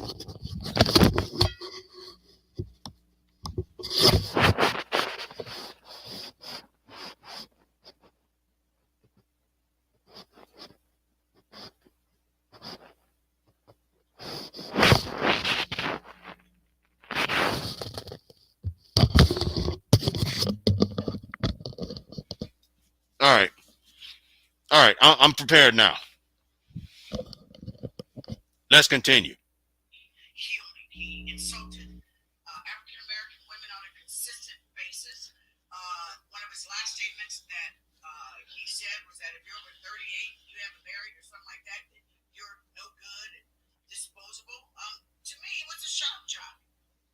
All right, look.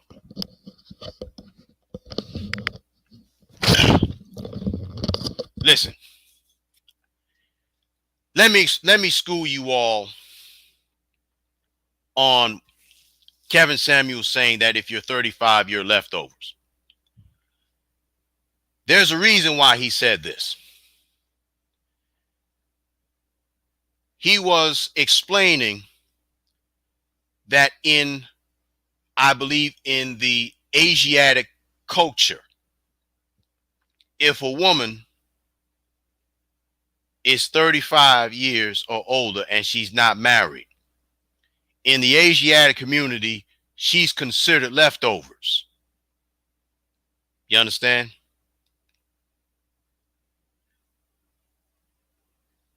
In the Asiatic community, she will be considered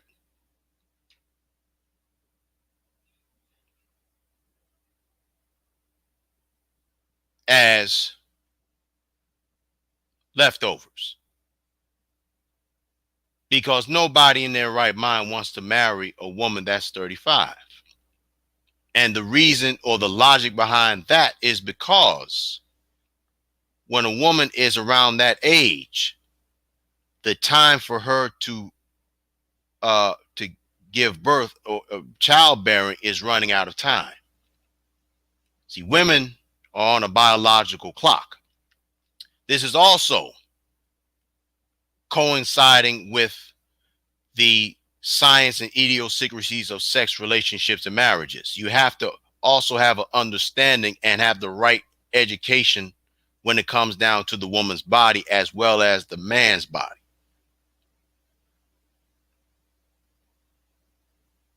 Let's continue. And, I hope this is teaching folks a lesson.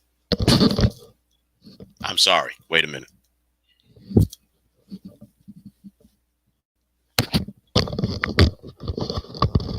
We're almost done, by the way. We're almost done. All right. Let's continue. About the karma that you put out, the negativity that you put out in the world, that when karma comes knocking at your door, she might not be so kind. So now she's saying that karma is a woman. And I'm hearing the rest of these silly women talking about putting voodoo on Kevin Samuels, and that's what caused his death. Well, if your so-called voodoo is the cause of Kevin Samuels' death, how come you didn't use that same voodoo to pick what they call a high-value man so you could live happily ever after?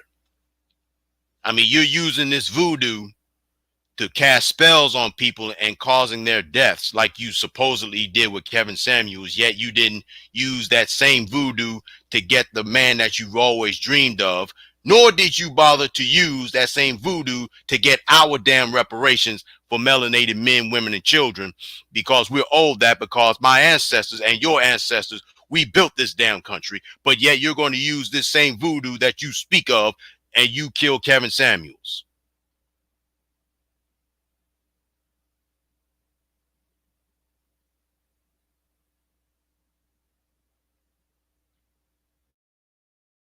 Really? Let's continue. The fact that he killed over real quick and was supposedly with a woman that we don't yet know the nationality. Rest in peace. Oh, yes. Here you go. Lisa Ray, we gotta go to you next. I wish you all could see the expression on Vivica A. Fox's face. It is filled with such venom.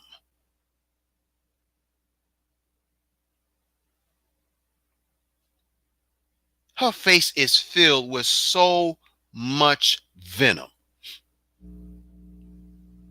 So much venom. So much anger. So much animosity. Did y'all see that? I wish y'all could see this, man. I really do. I'm telling you.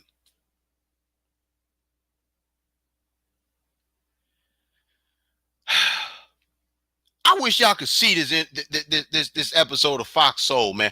I wish y'all could see it. Oh, Brother Baron, you saw it? Okay.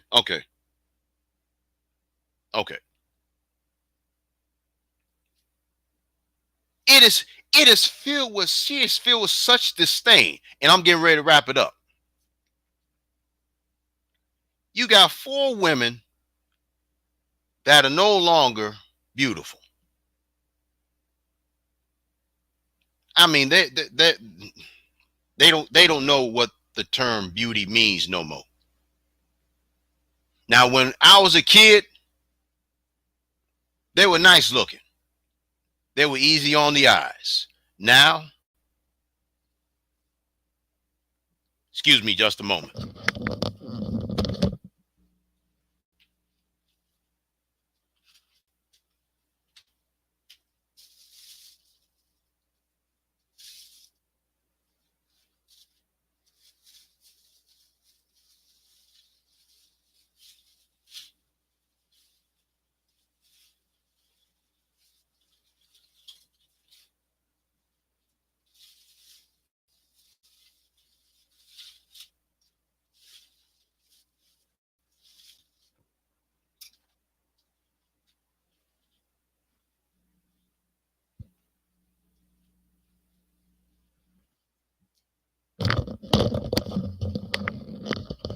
They are not so easy on the eyes anymore.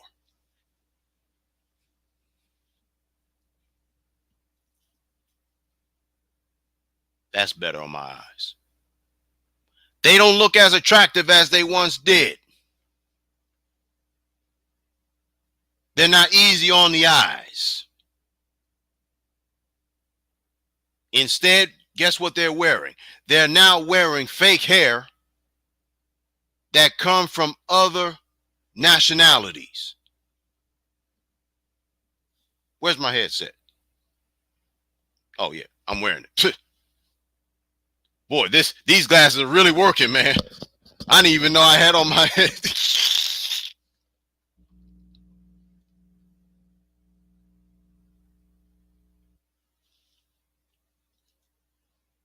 But they're wearing fake hair.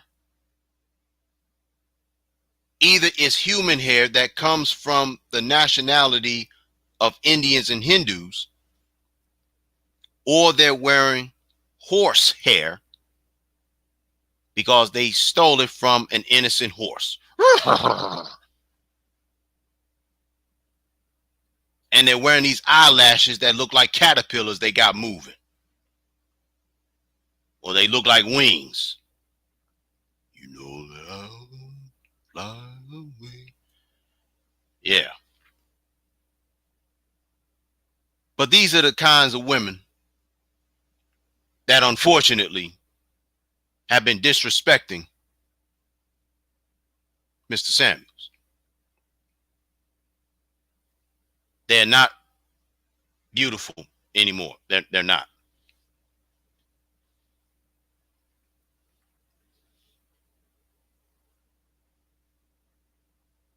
Let's continue. I hear what you got to say about this one. You know what? I will say this. I like Marlon's response a little bit, half of it, because it was very grown up. And it was very in the middle-ish because he wanted to pay homage to him. And at the same time, give him an excuse and an out to be able to say, well, maybe his... What excuse?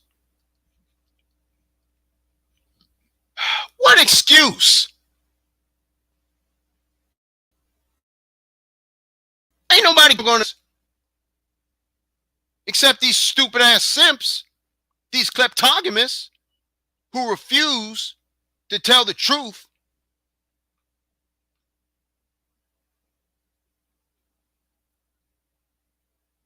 See, where was all this energy?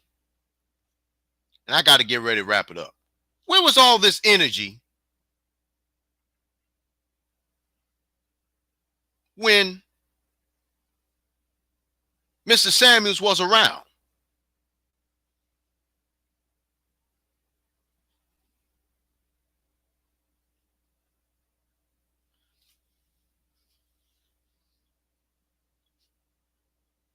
Where was it?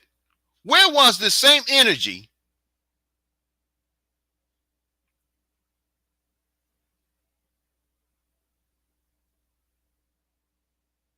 where was it? Where was it?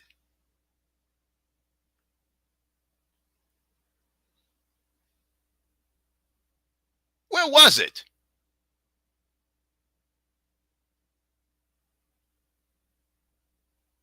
All this energy that they have now that Mr. Samuels is gone, where was it before he left?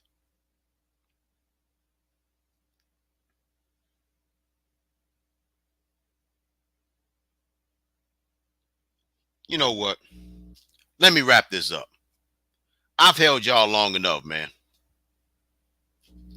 I have. I've held y'all long enough.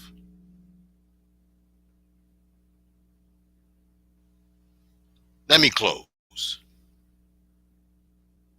I want to say this.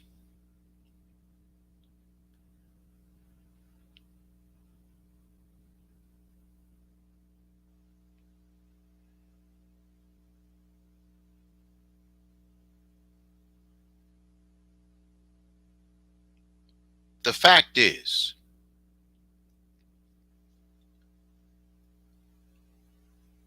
all of these toxic females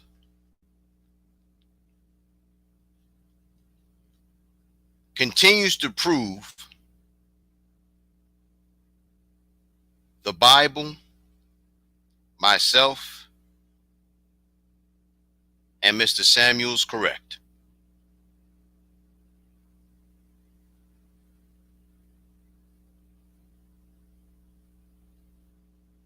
Because the fact is, toxic women like the ones I described tonight,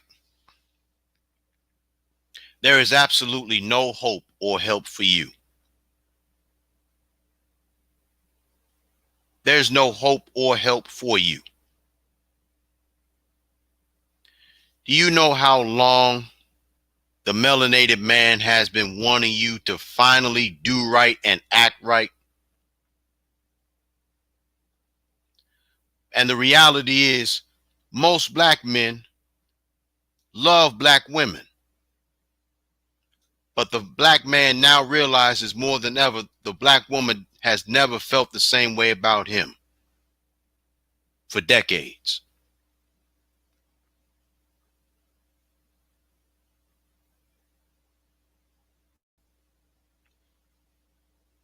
And now that you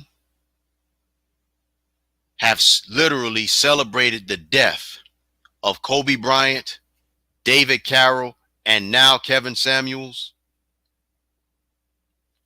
black men have literally washed their hands of you. And some black women have too.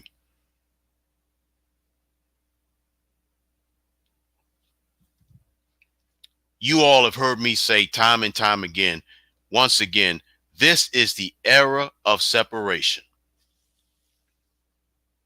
It is the era of separation.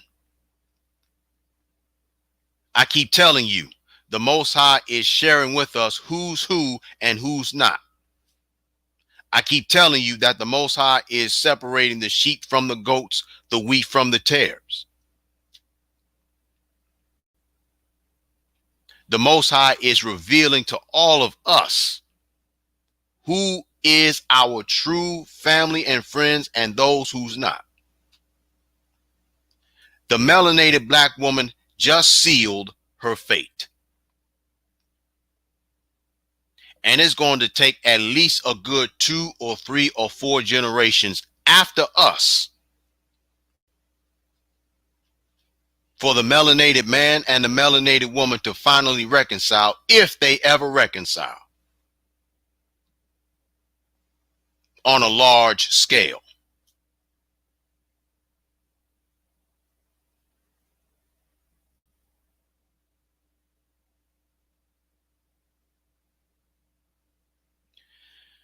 For a long time, the toxic black woman has been spewing out her venom, has been spewing out her hatred and her anger towards the melanated man, and the melanated man hardly said anything. But now that more are starting to speak out and they're starting to walk away, then there's a problem. There's a serious problem. There's a serious issue here. And now that men are speaking out and G-checking these women, then it's a whole problem.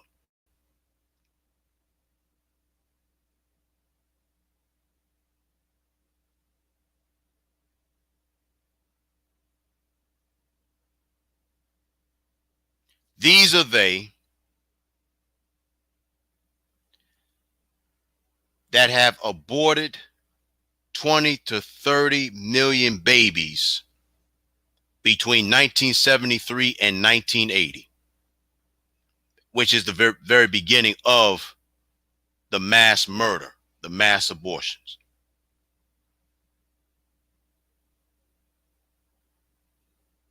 And last week I said between 1973 and now, 60 plus million babies were murdered.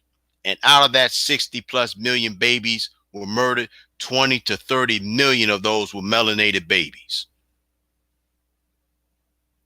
Especially since between 1980 and 1990. In 1991, it was reported that melanated babies, 1,900 melanated babies a day were aborted in this country.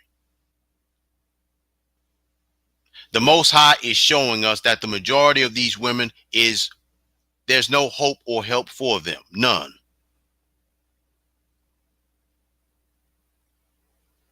And let me ask you all this. Do you really think the Most High is pleased with all of this that's going on? I know he's not.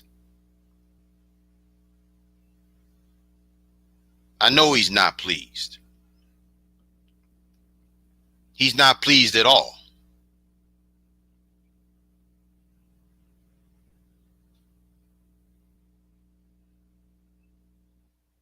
He's not pleased at all. And he hasn't been pleased for a long, long time. And see, here's the thing too. The Most High has been very patient and very gracious. Why do you think the Bible says that he's long suffering and slow to anger and quick to forgive? I really think at this point, the Most High, he's ran out of chances to give the black woman to get right with her collectively. Now, there are a few individuals like the young lady who virtually, and that took a lot of heart and that took a lot of courage and a lot of guts to say, I messed up.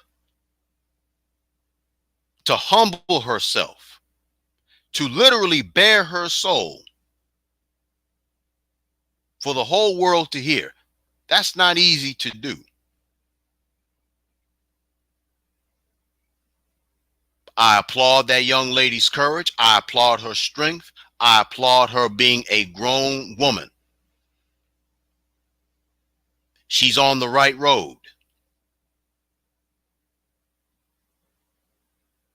And Mrs. James is absolutely right on the YouTube side. The Most High is not pleased at all.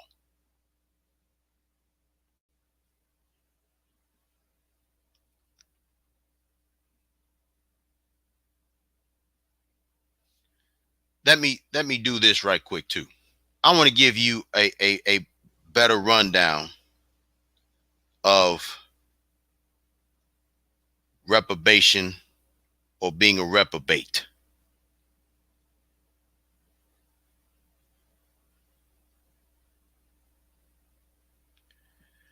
According to Wikipedia, it says reprobation in Christian theology is a doctrine which teaches that a person can reject the gospel to a point where the Most High in turn rejects them and curses their conscience.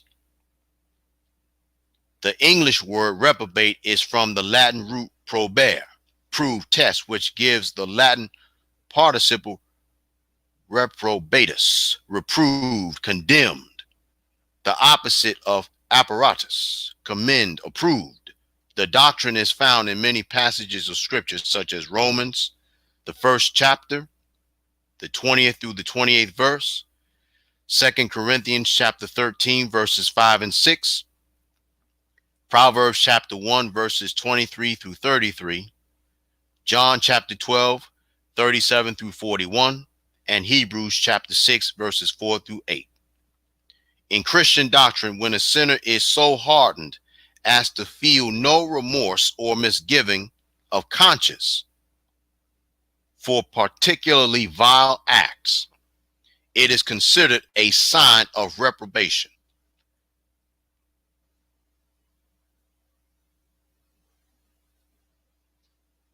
The doctrine does not stipulate that because a reprobate's wicked deeds, the Most High will not save them, but rather that the Most High has effectively, permanently withdrawn his offer of salvation by giving them over to a seared conscience, now capable of willingly committing certain sins not common among mankind.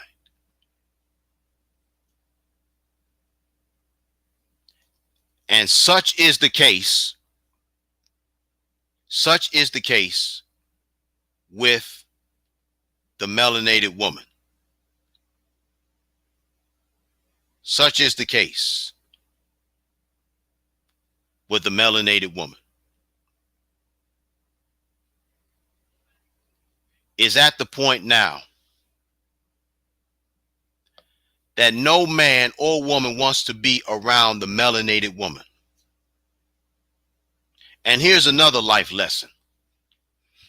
I touched on it briefly, but I want to delve into it before we get out of here. And I'm running out of time.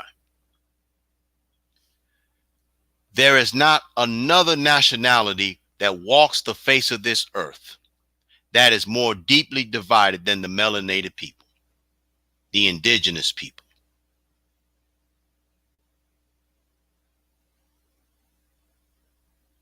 And because now, for 3 straight times, melanated women have celebrated the death of 3 different melanated people. Why? 2 of them, their death was celebrated because they told them the truth about themselves. And another one was celebrated because he didn't even marry outside the nationality. But see, here's the thing too. Melanated women that's always talking this yin yang about why melanated men ain't married in the community. You haven't given us a reason why we should stay collectively.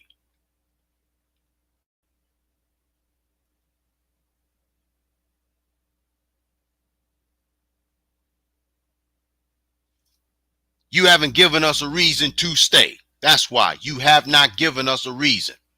You have continued to push us in the arms and the legs of other nationalities. This is your fault.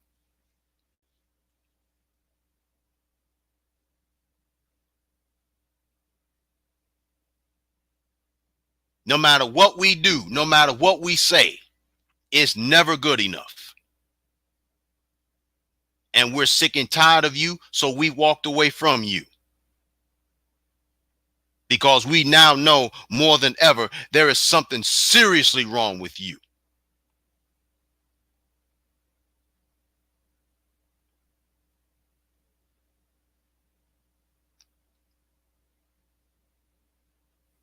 And Brother Barron is spot on. Black women are unhappy with themselves. Brother James, good to see you, man. He says those who have reprobate minds are lost cause even in the Most High's eyes. Yeah. They have signed literally and figuratively. They have signed over their death warrants. It's a wrap for them.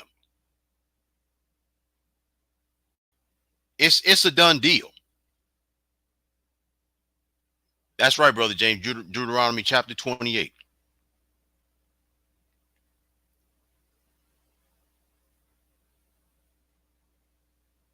And let me say this to the brothers too. Y'all need to stop worshiping that man. I know you respect him. I know you all are going to miss him. But here's the facts. You don't worship that man. That's idolatry. That's not good. And irregardless whether you agree with him or you don't, it still don't give you the right to disrespect him in death.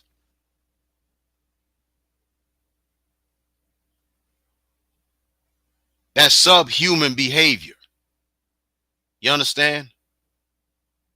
That's subhuman behavior. It's very subhuman. It's not even human. The only person that should be worshipped is the Most High himself, and you worship him in spirit and in truth, but you don't even do that.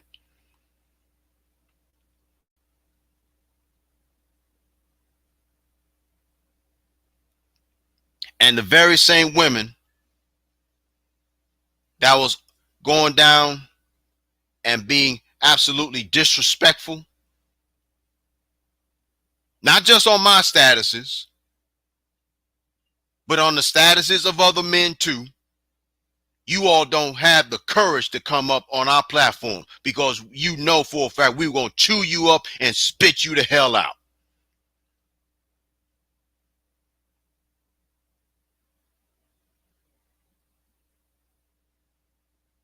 Because you knew that I was more than willing to give you the smoke. I was anticipating a war. I was anticipating having to come down your doggone throat. Not literally. Not literally. I don't want you nowhere near me.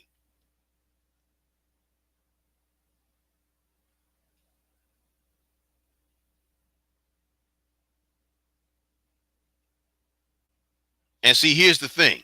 I heard what T.I. said, Brother Barron. I heard what T.I. said.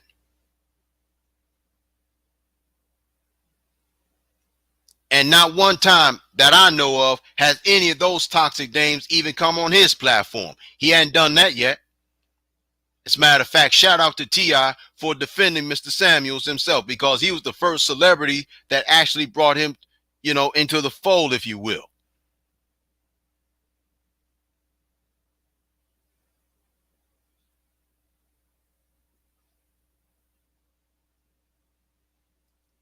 See, they're cowards, man. These toxic women, they're cowards.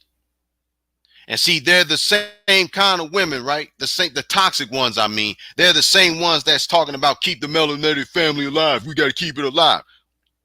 You killed it, heifer. You killed it. When you decide to kick your husbands out of the house and invite Big Daddy government into your house so you can start sucking him off, you killed the melanated family yourself. You did. And you don't have nobody to blame but you.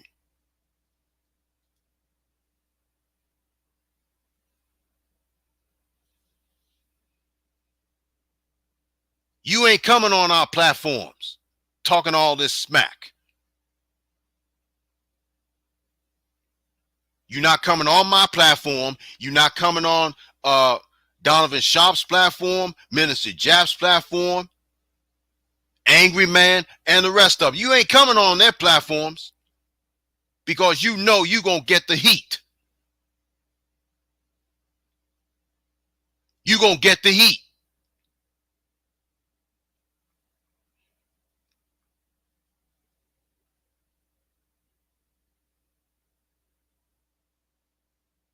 You're going to get the heat. Talking about you didn't like his delivery. That's bull.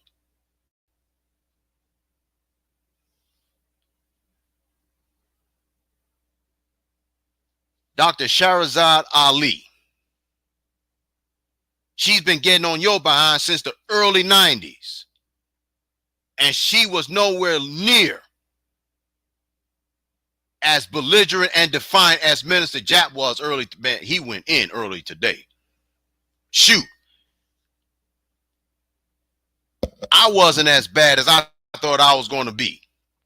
Because the way I was feeling today and the days leading up to this evening, I thought I was going to have to revert back to the Yosef X of old, 2017, 2018, where every other sentence I was using was an F-bomb. Every sentence that I used, it had a curse word in it. I was dropping four-letter bombs, four-letter word bombs left and right in every sentence I used. And in every other sentence, it was an F-bomb. I thought I was going to have to revert back to that, but thank the Most High I didn't.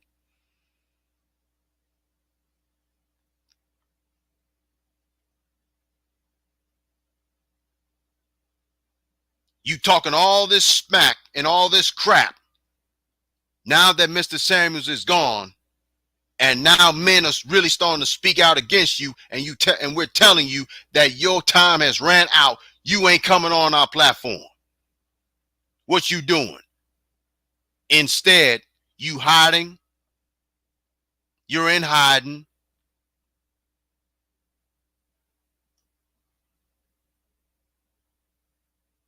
Using filters when you on Facebook and Instagram and Twitter. And even them doggone filters don't help you. You are still struggling in the face. You are still a critter. You are still a poverty-faced critter in the face. It ain't helping you.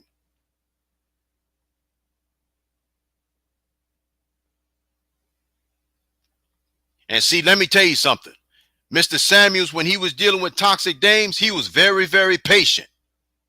And rarely did he curse. I'm still working on me. See, I got the mouth of Peter. See, there's a part of me that just don't give a damn. You piss me off, I'm going down on you. Not literally. Not like what you see biscuits want. I'm coming down on you, and I'm bringing the heat. I'm bringing the fire. I'm bringing hellfire and brimstone.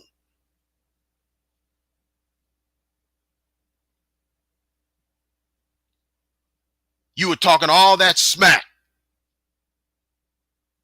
Now that he's gone, you don't have the courage to come on here or anybody else or in anybody else's platform and say and keep that same energy. You quiet now.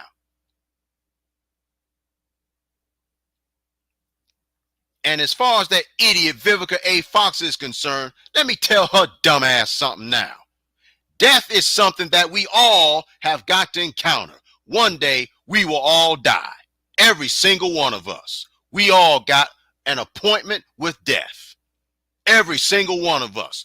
Young, old, rich, poor, in between, fat, skinny, in between, thick, slim, thick, BBW, as they call whoever. We all got a date with death.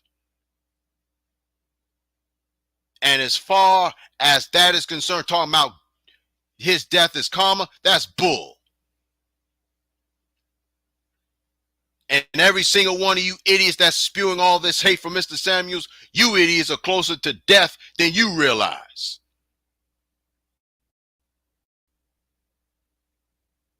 We all are on borrowed time. Every man, every woman, and every child, we are on borrowed time. You damn right we are.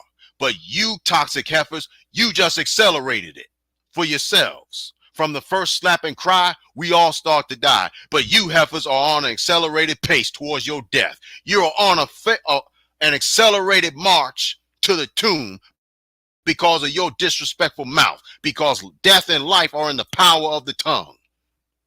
And you celebrating this man's death. You really don't know how close to death you really are. There's going to be more of you to drop dead like flies.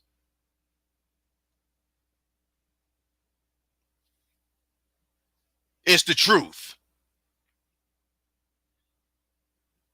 It would be better if you had taken a stance like a few, like 2 or 3 people that said, listen, I'm sorry he dead, but I'm indifferent towards it. It's better for you to have that stance than to flat out celebrate it. And you kleptogamists, you jackasses are no better.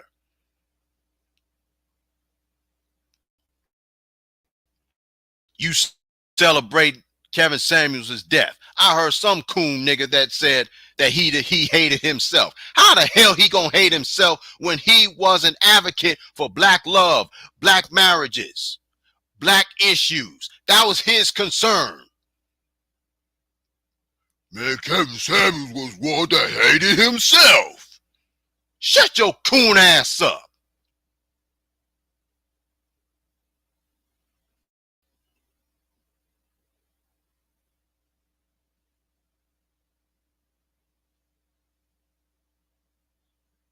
It's the truth.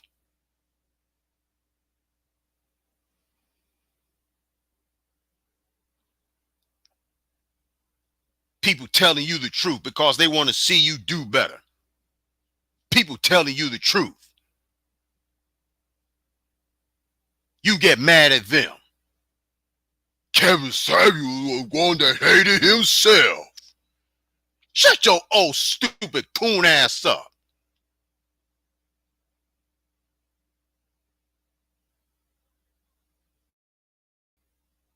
And you wig wearing heifers, y'all make me sick too.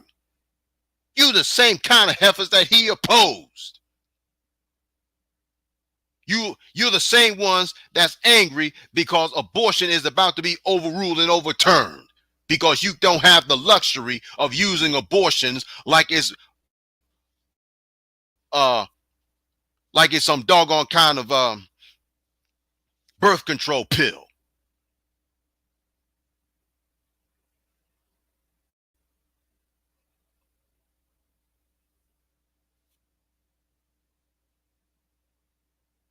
And for you idiots that's saying that Kevin Samuels died alone, that's baloney too. He didn't die alone.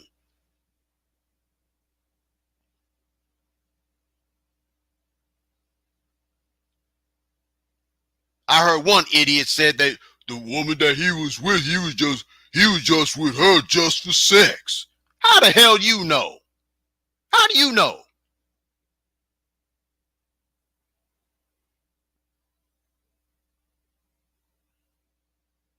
I tell you, niggas always got the most to say and don't have nothing factual to back it up.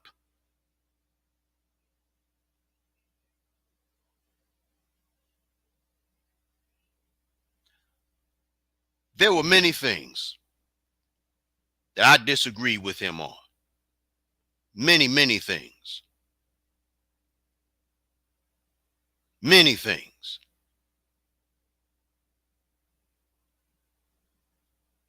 About this philosophy of being a high value man, I strongly disagree with him on that because he looked at it from a European lens.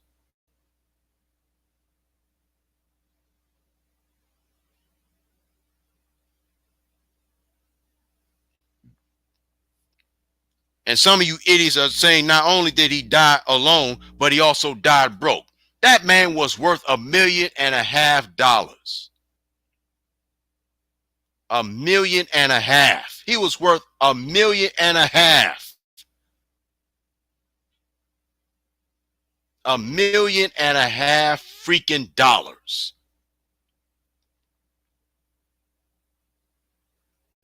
No, I take that back. Somebody told me he was worth $4 million together,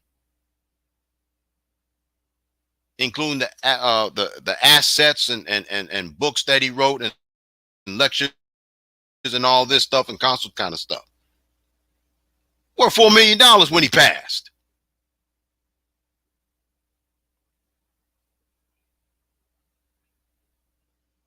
I apologize. He was worth $4 million. I got to correct it. He was worth $4 million. That's what I was told. That's what I read. That's what I heard.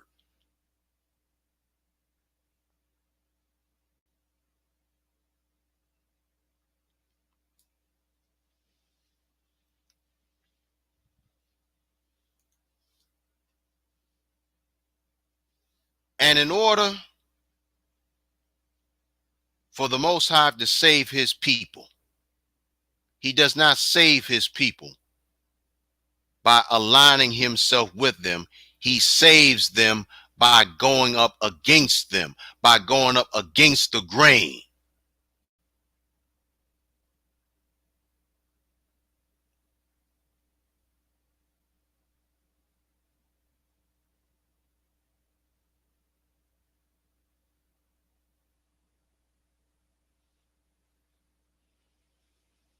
I'm going to close when I say this. I've never been on this long. I ain't going to be on this long again. I ain't never been this. There's a first Sunday in every month. All this had to be stated tonight. It had to be said tonight.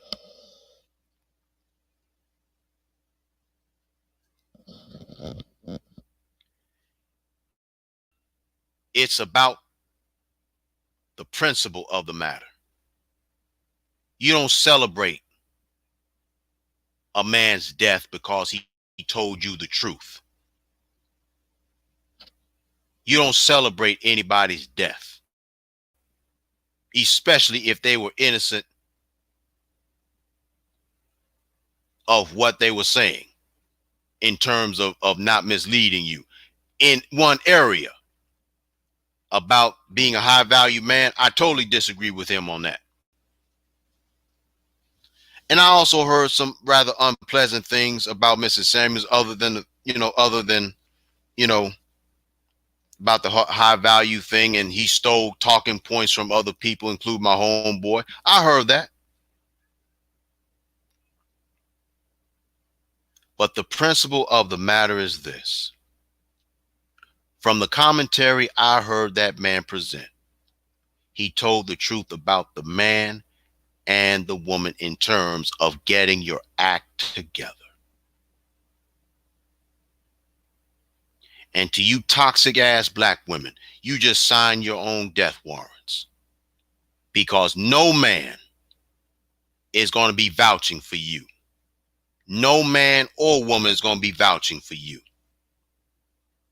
because every self-respecting man that's not a kleptogamist, that's not a simp,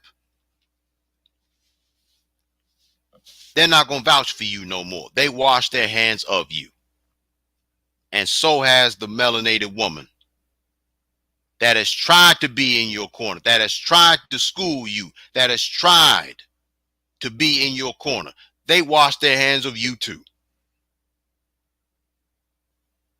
From this day forth, brothers, don't you go on back and forth arguing with these dames on social media or any place else. Don't argue with them.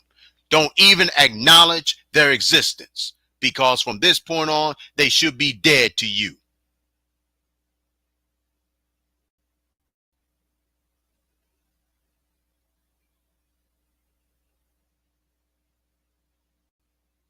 Because these toxic women, we've been dead to them for a long time. It's time we show them the same kind of treatment. We give them the same kind of treatment.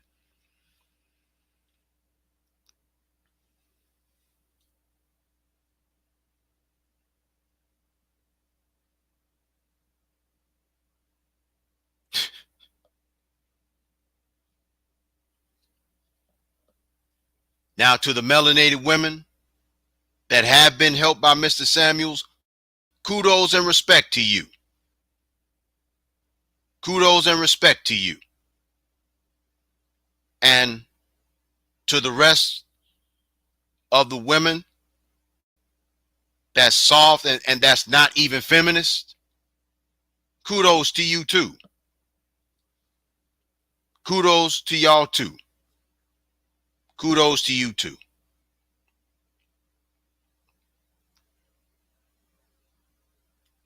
But everybody else, you brothers and you sisters, don't even argue. Stop arguing with these dames on social media and other platforms. Ignore their existence, because they've already proven to us that we ain't worth a damn to them. They've proven that time and time and time again. Let them go. Let them go. They've been turning a blind eye to our needs and our wants and disrespecting us for years. Let them go. If they want to be bed wenches, let them go. If they want to be whorish, let them go. If they want to be connoisseurs of dicks, let them go. If they want to be a bad bitch, let them go. If they want to continue to twerk and show their rear ends on social media, let them go. Don't you argue with these women no more. Don't do it. It ain't worth it.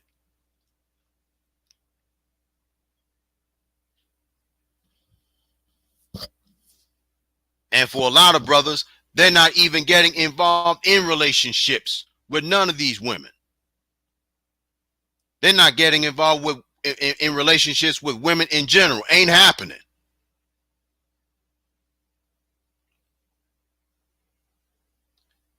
This has wounded black men, and it's going to take a long time for them to recover. The black man, I mean, in terms of his emotions. But there's no hope or help for these women. It's a wrap for them. The majority of them, the toxic ones, there's no hope or help for them. To you sisters that's honorable and decent and respectful, you walk away from them too. You walk away from them. Walk away.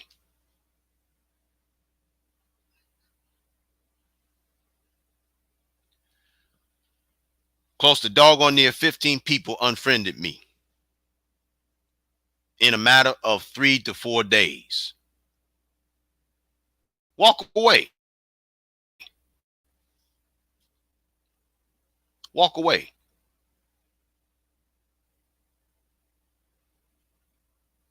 Walk away. I'm done. I rest my case. I'm done. I'm done.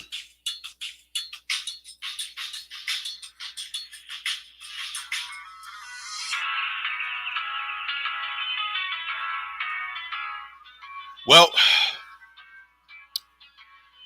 it's been a ball, but the clock on the wall says that's all for now.